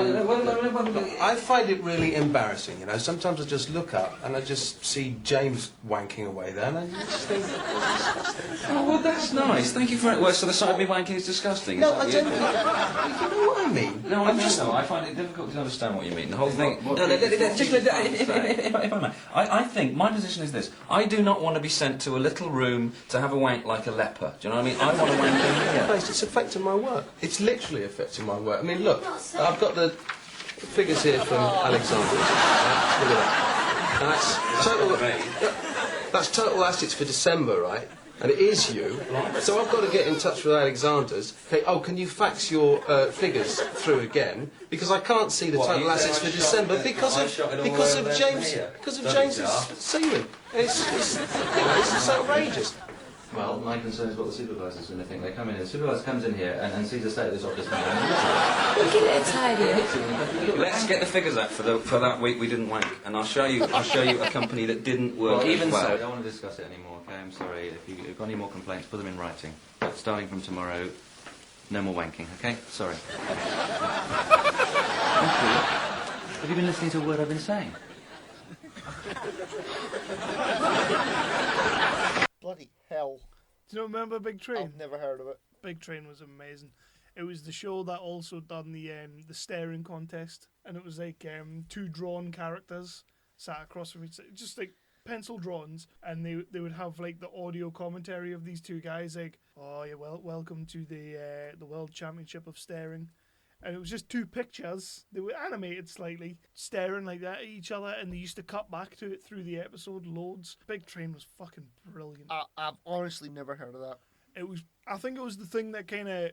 I think Space broke Simon Pegg, but he would never have got Spaced if it wasn't for Big Train. It's a very, very young Simon Pegg there. Oh, God, yes. Yeah. Definitely. And by the way, the guy behind him, that Pete fella, Yeah. is... I forget his name, but... 99. 99? What's that? It's written by Julia Davis. Right. That's another really, really good sitcom. Well, it's not a sitcom, it's a dark comedy. He's funny in a lot of stuff. Yeah. But Big Train was like, it was huge at the time. Simon Pegg and all that, they all pretty much wrote it. Yeah. And there was that one, there was The Wanking at Work, just fucking brilliant. It always made me laugh. I was a Ben when I watched that the first time round. I was just a kid. But I watch it now and there's like a whole nother level to it. It's a great show. It is really funny. I'd honestly never heard of it. But that's the one that really sticks out for me, just wanking at work. And like I say, when I was a union rep, I tried to enforce it. Yeah. I thought there should be a wank room. Okay. So that's top 5 That's our top British 5. moments. I was quite pleased with that. Yeah, I think it went quite well. And I think the text worked out quite well. I feel quite chuffed that we were able... Yeah, we haven't checked it yet. And I think that's going to be it for episode 17 as well. Almost it. We have a little bit more to talk about. Is that, as we said before, episode 18 is pretty much planned in that... we become legal, so we have to make it a big... Well, yeah. We're going to have a guest on the next Yes. episode. He's a friend of the show. Mm-hmm. And he's a genuine listener as well. Fucking better be if he's coming on. Well, you would think so. You would hope so. It's just rude otherwise. Well, yeah. So Paul is going to be coming on the show. He went with us to see Ultron. 5 Armies. And 5 Armies as well. We've mentioned him a few times. Yep. So we're going to be doing a top 5 with him. Mm-hmm. And we're also going to be bringing back one of our bad movie reviews. Yay! Yay! So the last time we did it, said to you, pick a number from 1 to 5. Mm-hmm. And we did... Standoff. Standoff, that's right. So we're doing the same kind of thing. Yep. So earlier on today, I said to Paul, Mm-hmm. give me a number between 1 and 5. So he picked number 5. So what were the films from 1 to 5? I'm not telling you the whole film, so I might use them later. No, you have to tell. Ah, shite. We'll Okay. still use them later. All right, so number 1 was I'll Sleep When I'm Dead. Seen it. 2003, Clive Owen. Yes. Number 2 was The Traveller, 2010 with Val Kilmer. I've not seen that. I like Val Kilmer though. Number 3 was Demoted, 2011 with Sean Astin. Number 4 was Bedazzled. Oh God. I know, right? No. Seen it. Yeah, I've seen it as well. I may well have had the video. And number 5 was this one. So it's a Right. movie from 2011. I don't really know any of the people who are in it. Paul's picked it. It's his fault. The movie is War of the Dead, and we will be doing a review of this in episode 18. Play the trailer.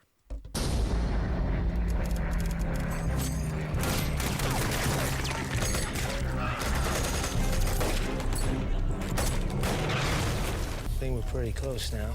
Soviet bunker should be no more than 1 or 2 kilometers from here. What's so special about this bunker? This story they make tests there. We attacked before dawn. Open fire! Something's not right. What happened, sweetheart? They came. Destroy everything. Shoot him in the head! Ah! Everybody get back!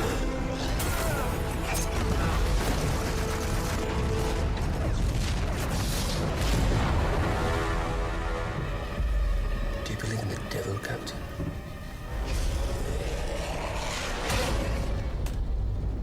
I do now.